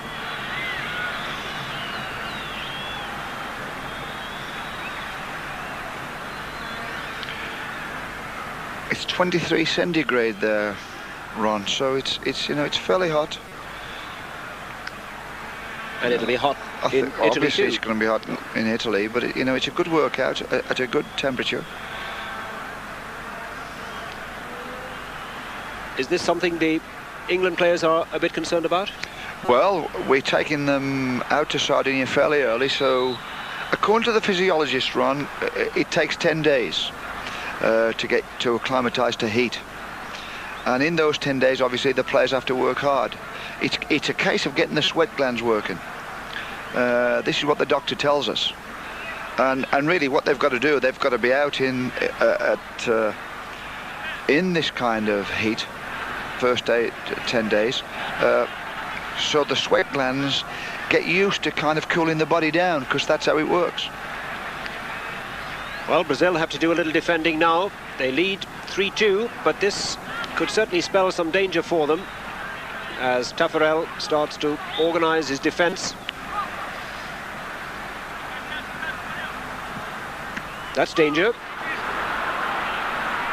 Well, it was Careca who came flying across, and I think there was just a little deflection off Careca, and it's given East Germany a corner, but that was a dangerous It only needed a touch, Ron. It just needed one little flick and it was in the back of the net.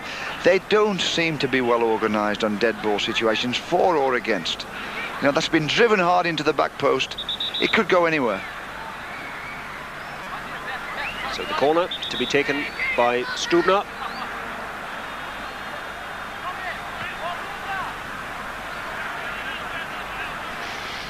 It's interesting that we've seen less and less in the last 10 minutes of Dunga as a real influence in midfield.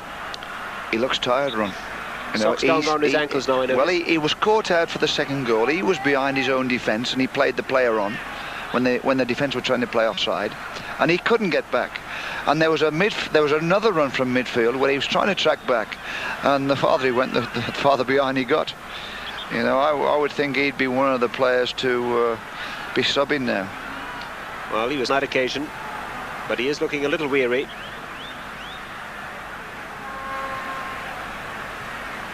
But they rely very heavily on him, Don. Almost everything is played through him in midfield. Yeah, he's the outlet, Anybody who's in trouble on the ball, Dunga's there. Give it to Dunga, he'll sort it out for us. Well, that's the situation with now just about 7 minutes left in the game.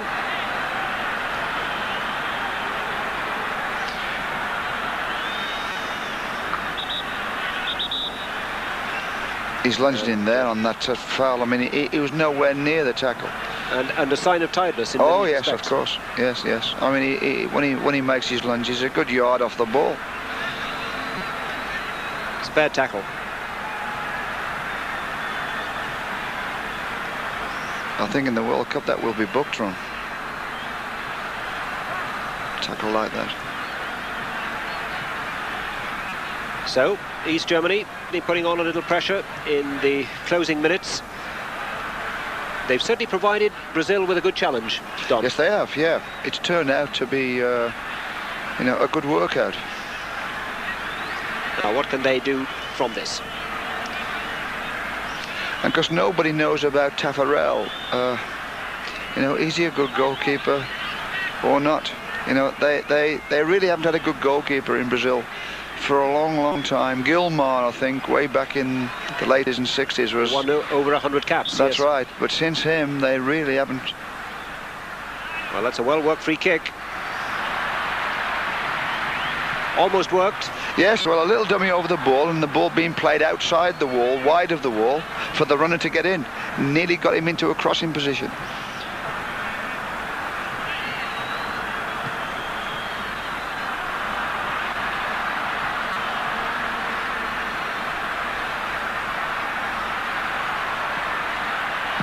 Bit too close to the goalkeeper, who again is prepared to punch it away.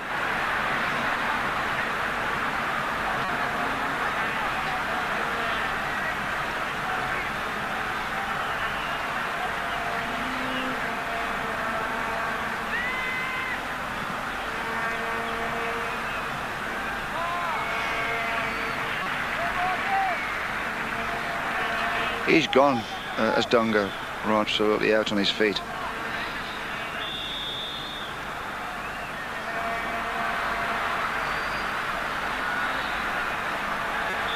Kareka to Dunga.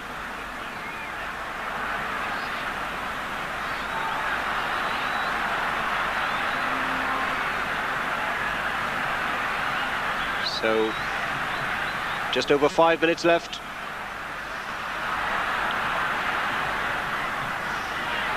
Dunga's got enough strength to push forward, and that'll be a corner.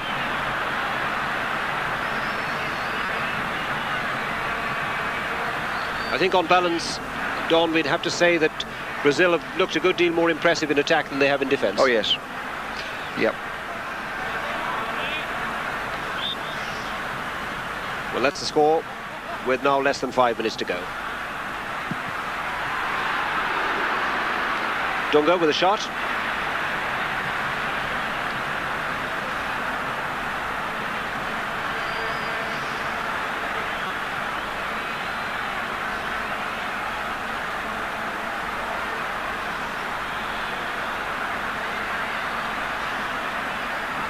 Well, this will be East Germany's first defeat in 5 internationals. That's if the score remains as it is, of course, for the remaining 4 minutes or so. They've beaten Egypt, Scotland and States, and in their last match last week they drew with Trinidad 1-1.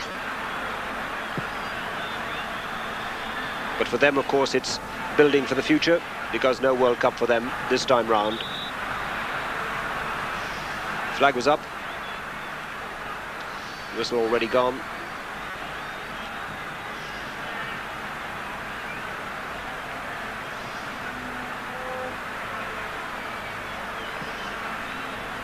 Doll.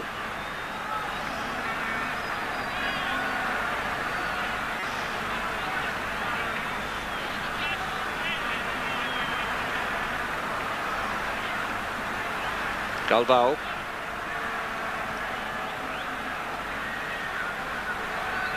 Dunga.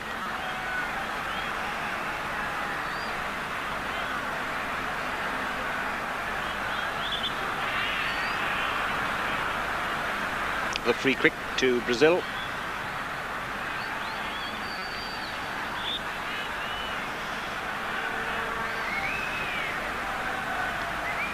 Kareka.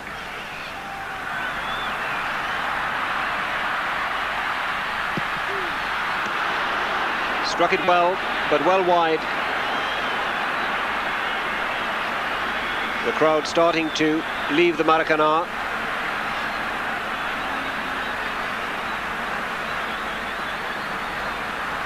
Didn't really get hold of that one. No, it screwed away off the outside of his right boot.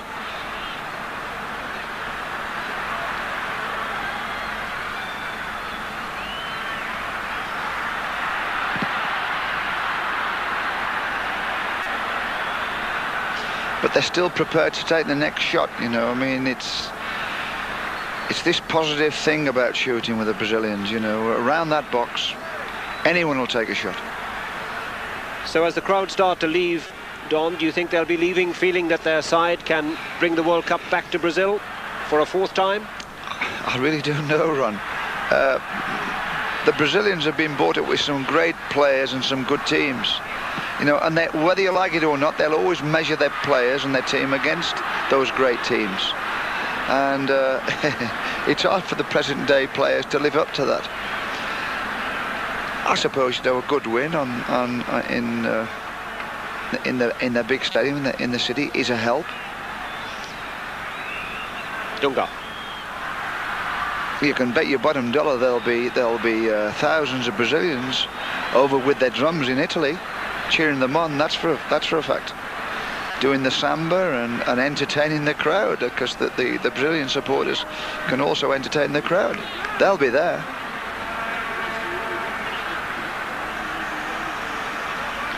So, inside the last minute, another corner to Brazil. Dunga still keeping things going. That's a free kick. The foul by Ernst.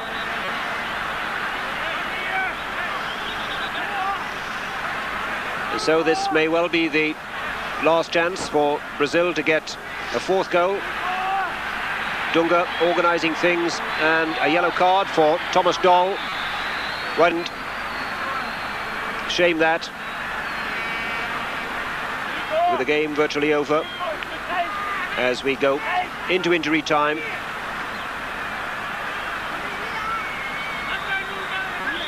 And it will be Dunga with the free kick. Curls that one in.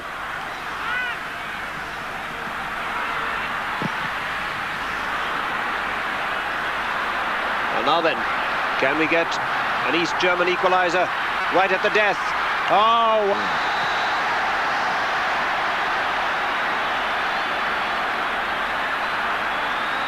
He's very lucky to get a yellow card. Should have been red. Well, I think that's a rather different game than football, Tom. Yes, that's one of those cynical things about football. But there we are. Which, in injury time, Brazil leading 3-2, and really that has no place in the game. It has to be the skill had taken him clear of the defence. Well, it was 2-on-1, Ron, really, as they were attacking the last player. The fella on the ball decided to go by himself. If he flicks it to his right-hand side, the man on his right-hand side's got to run for goal, just like the second goal. He could have played it off, but, you know, he was going to go past the defender anyway. I mean, if the defender doesn't pull him down rugby style, he gets through. So a yellow card and a free kick to East Germany, and we're over a minute injury time. Brazil lead 3-2, but it so easily might have been 3-all. Free kick, and it's there. Well, that's poetic justice, you have to say. A superb goal by Stubner has made it 3-all. I think we're going to have to look at the goalkeeper here, Ron, because it's in the goalkeeper's space. You know, the wall's in the correct position. It beats him where he should be. He crept across to the central part of the goal, the goalkeeper. I wish we could see the goalkeeper now. Yes, he's took a more central position up. Super shot. Outside the far post, just bending back enough to clip inside the post and go in off the post. And I suppose you have to say there's a little poetic justice in that. Yes, of course, because without a doubt the fellow looked as though he was going to score. Well, that really has set the cat amongst the pigeons. And if you want to talk about fickle crowds, well, listen to the booing now as the final whistle blows. And that is the final score. And my goodness me, aren't the East Germans delighted? Brazil 3, East Germany 3. And quite a game in the end, Don Hull. Yeah, the second half was a superb game. And up to a point, you know, you give it the East Germans, they have been a lot more positive in the second half, and they've caught them on the break, they've caught the Brazilians on the break.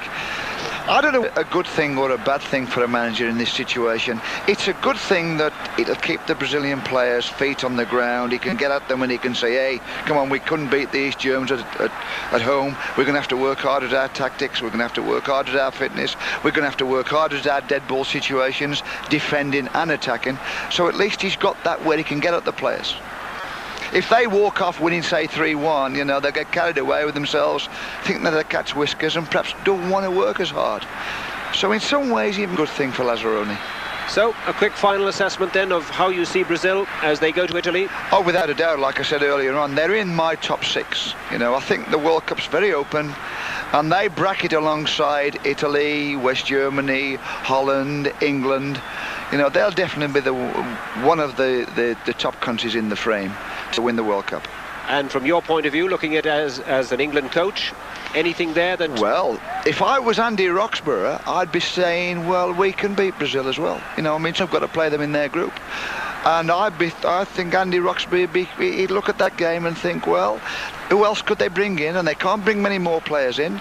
This defence is not as sound as what it ought to be. In Brazil, in midfield, they're not as good defending in midfield as they are attacking.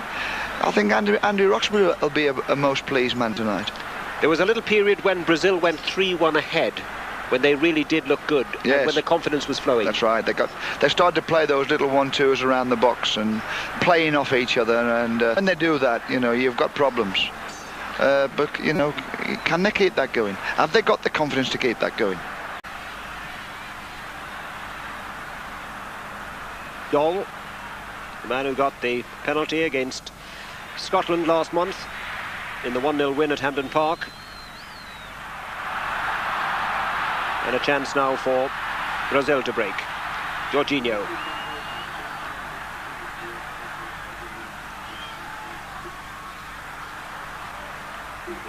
East Germany have defended well so far, though, Don. Yeah, they've been getting numbers back, mind. I mean, they're virtually only leaving one up. Thomas Dahl, someone like that.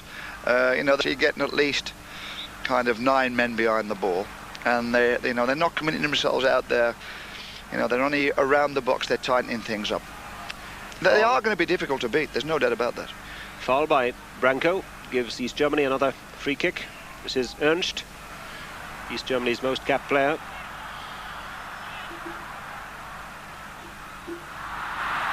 Didn't quite work. Always prepared to try things, though, aren't they? Yeah, they try it, but the crowd are very critical. It didn't come off that, so the crowd, they didn't boo it, but they were concerned that it didn't come off. Flags up for offside.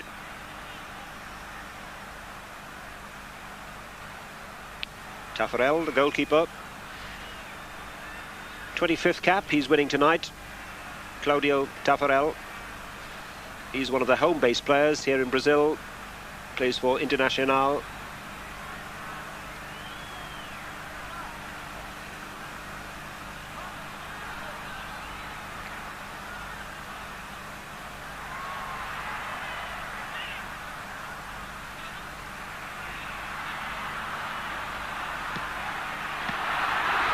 Branco special one. Branco again. That was swerving.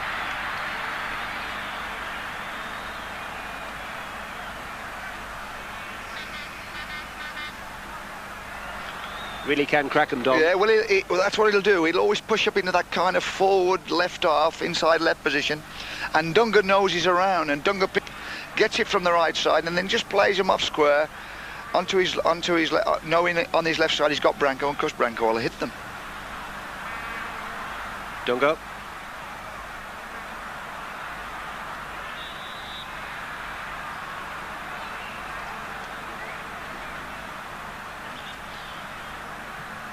It can't be easy for the Europeans either in terms of this, you know, being in Italian football, living in Europe, all of a sudden going back to Brazil. We know it's the home country, but like they've been living in Europe all this season, you know, it's a little bit like us when we go down to Brazil. You know, and having to acclimatise quite quickly. Also having on their minds some of those European... I mean, Dunga's going to be playing for Fiorentina in the UEFA Cup final. You know, there are lots of things on the Brazilian players' minds as well as this game. And 3 Benfica players return to Europe after this game, Don, and will meet up with the rest of the squad when they come to Europe. They have to play for Benfica against AC Milan in the Champions Cup. That's right. That's Aldair, Ricardo, Gomes and Valdo, yeah. And obviously it's an important game for them. Well, here's the incident which brought the injury to Silas. I think he really brought it on himself, I must say. Yes. Tackle on Berger, the full-back.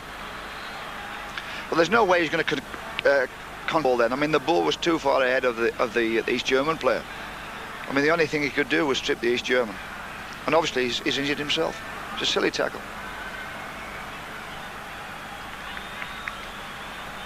What is so good, Don, is it? Well, I was quite surprised he didn't play it first time into the runner. If he'd have played the ball on the volley time into the runner, he wouldn't have been offside. Normally the Brazilians would do that.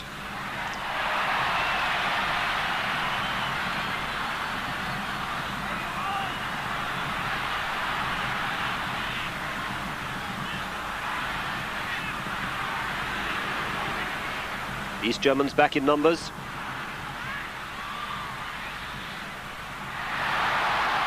Still haven't quite got it clear.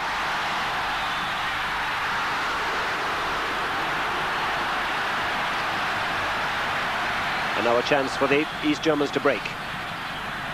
Stubner. This is a good run. Big Mozer did very well defending there. He held the player up against the touchline, kept him down the touchline, then stepped in and took the ball away.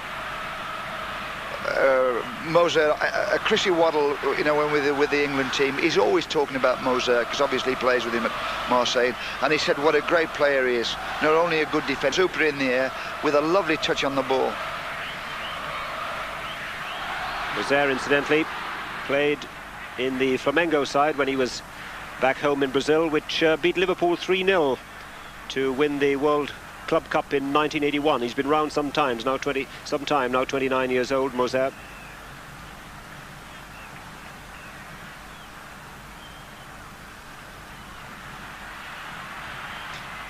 Once more, good defending there. That's Ricardo Gomes. That's the lad who plays for Benfica and will play in the European Champions final against AC Milan. I was very impressed with him at Wembley. That's why I can't understand all this sweeper business. I think the 2 centre-backs are super players. There they are now in the picture. This is Big Mozer on the ball.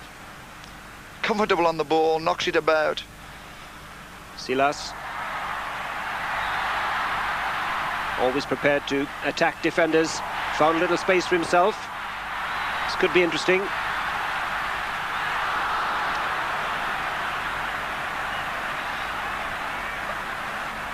What they do in Brazil, in midfield there, the Brazilians, Ron, is that Dunga will hold. He'll be the anchor man. He'll be the playmaker. He'll be the fella who'll show for anybody on the ball can give it to Dunga. But the 2 fellas who'll make all the runs forward will be Silas and Valdo. You know, and they do really. They can do it both ways. They can run forward without the ball, and they can run forward with the ball, which for midfield players is a terrific advantage.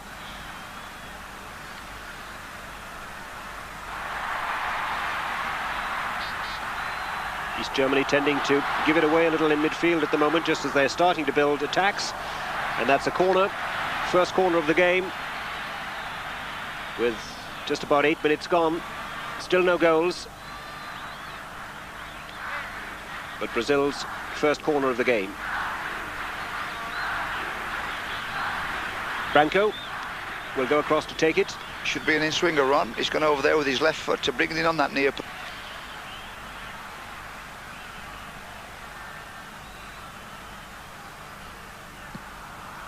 Didn't really hit it well. Well, Ron, if you look at the pitch you see there, you've got all those advertising audience, and I know what life's about now in football, but the lad couldn't take the corner for advertising audience. He got no run-up. He took 2 steps now to kick the ball. They've virtually got those advertising audience right up against the corner of the flag. I mean, that's just getting carried away, that. So the through Brazil, which Jorginho takes. This is Mozer.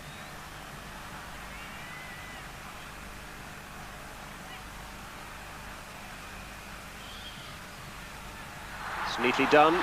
Silas. And a good tackle. Now that's good Brazilian play, where the ball's played square across the pitch, and then all of a sudden one player, as he's coming square pitch, will play it in and go. You know, the square ball comes to him, he'll play it into a front player, plays 1-2 off the front player, forward. That's good Brazilian football.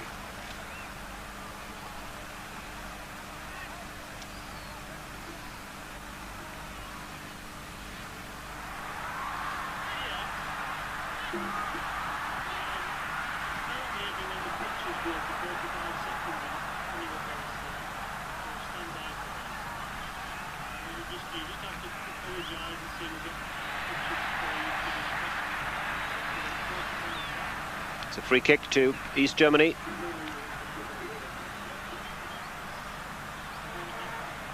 Well, there's the challenge.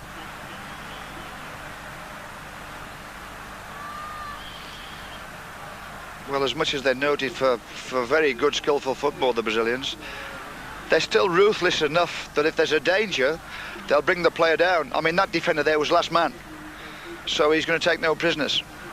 So he brought them down. So, you know, they are as professional as any European country.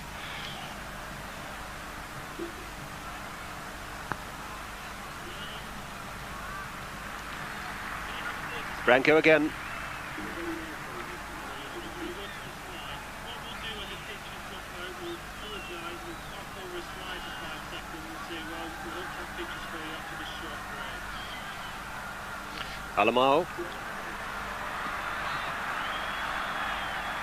Alamao is always a little bit disappointing when he plays for Brazil. I love him when he plays for Naples. You know, he gets forward all the time and he's going to create and score goals. And yet when he plays for Brazil, doesn't seem to play as well. Well, he was Napoli's top scorer last season with 19 goals. Oh, he can get forward from midfield and he scores goals. Certainly has the capability of scoring, yes, doesn't he? Free kick again to Brazil, which Branco takes. That's the situation after just over 11 minutes. Well, we seem to have lost our pictures from the Maracanã. Our apologies. We'll take a break in the meantime, and you can rejoin us shortly.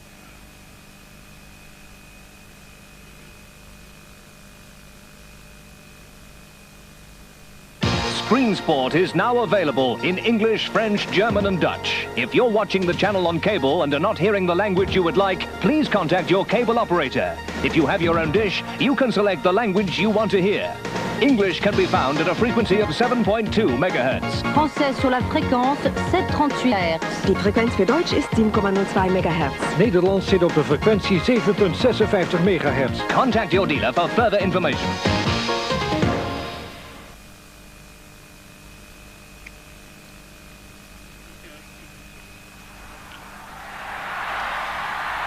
Well, I'm delighted to tell you that we've now got our pictures back from the Maracanã. Still no goals, still Brazil 0, East Germany 0. And not much in it so far. There's one or two signs though, Ron. I mean, the Brazilians, when they've got around that box, they are now getting their feel for the 1-2s around the edge of the box. They're playing it into people, making runs off the ball they've played in. There's little signs that they might give East Germany a few problems if the East Germans just go down on the edge of the box and expect to defend there. Chance now for East Germany to break down the right. This is Kirsten. Brazil favourites for the World Cup, along with the host nation Italy. Yep. Would that be your assessment? Yeah, I don't think that's too far away. I think there's about 6 or 7 countries now. I don't think there's one outstanding team. But if you look at, obviously, the Dutch, because of how well they won the European Nations Cup 2 years ago in Germany, the Italians with their home advantage, the Brazilians with all their players already playing in Italy, West Germany, obviously, you can never ever kind of put them to one side. They've got an outstanding side. You look round Europe, I mean, Republic of Ireland, Scotland, everybody's got a chance this time. And I think it's going to be a very interesting World Cup. There's no one outstanding team, so anyone can get through and get to the final this time. Obviously, I think we've got a good chance. Well, it looks as if East Germany will kick off, and Thomas Doll, the man flicking from foot to foot there, number 11 for East Germany. They'll be playing from left to right in the all-white strip. Brazil, of course, in those famous yellow shirts and blue shorts. And we're still waiting for the pitch to be cleared. The presentation, that's Brazil's manager, Lazzaroni. I'm not quite sure what the trophy is. Looks rather special, Dom. Yes, it looks as though that player, whoever he is, has won the Footballer of the Year in Brazil, or it looks as though he's been given some special kind of award. So then, everything's set.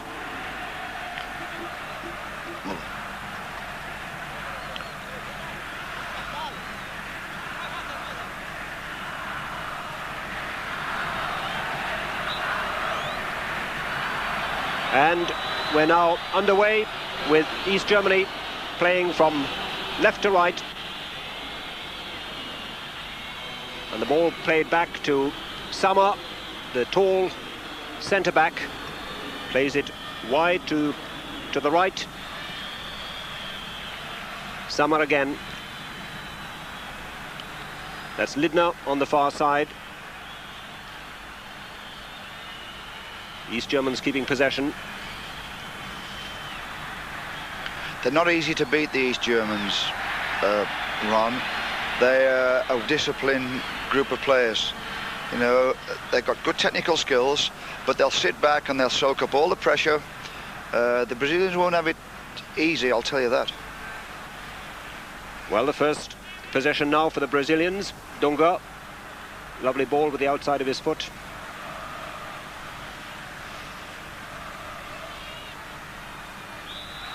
And the first free kick of the game as Dunga is bundled over.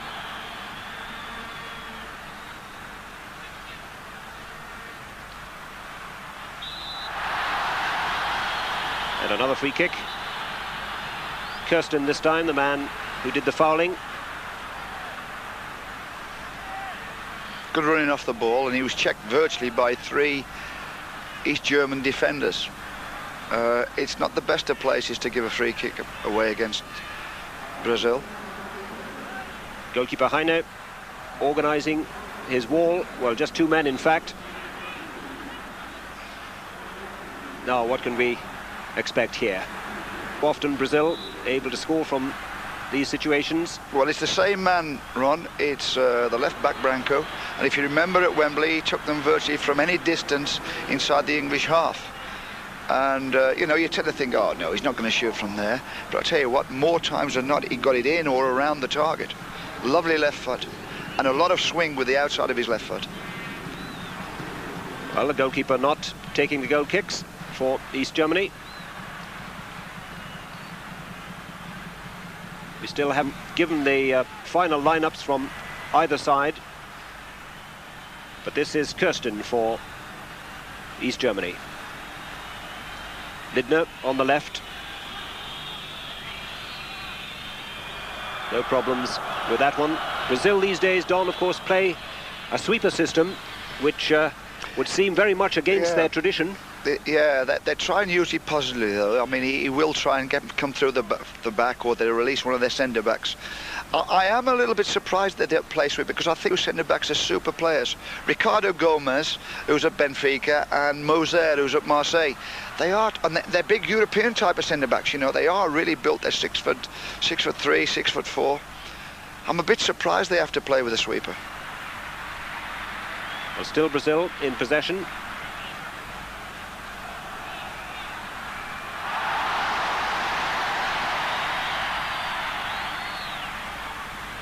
Kirsten again for East Germany, and they win their first free kick.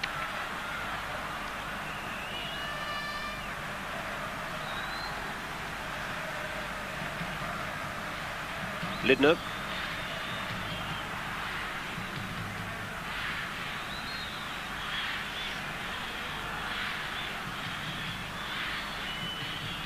It's neatly done, but no problems for Taffarel. Branco. The 2 fullbacks the Brazilian fullbacks are good as attacking. Jorginho and Branco. I mean, when they get the chance, they can fly down the line. And they can cross good balls as well. And the sort of system that they played on allows them to push on. Well, that's one of the things about playing with a sweeper. Your full-backs can push in, and they can mark wingers tight, and then obviously they can go on the break. So it does help in that situation. Peschke plays it to Ernst, the most experienced player in the East German lineup with 55 caps. It's an easy one for Schuster.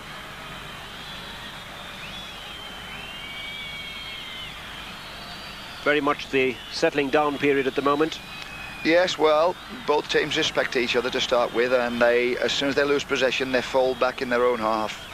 You know, in basketball style, really, they won't go and challenge for the ball in the opponent's half. They'll regroup in their own half and say, here we are, come and get through us. Alamau. And both teams are at the moment. This is Burger.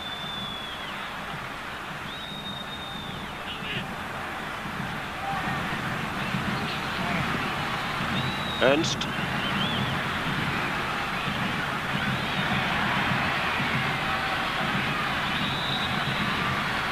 Free kick to Brazil.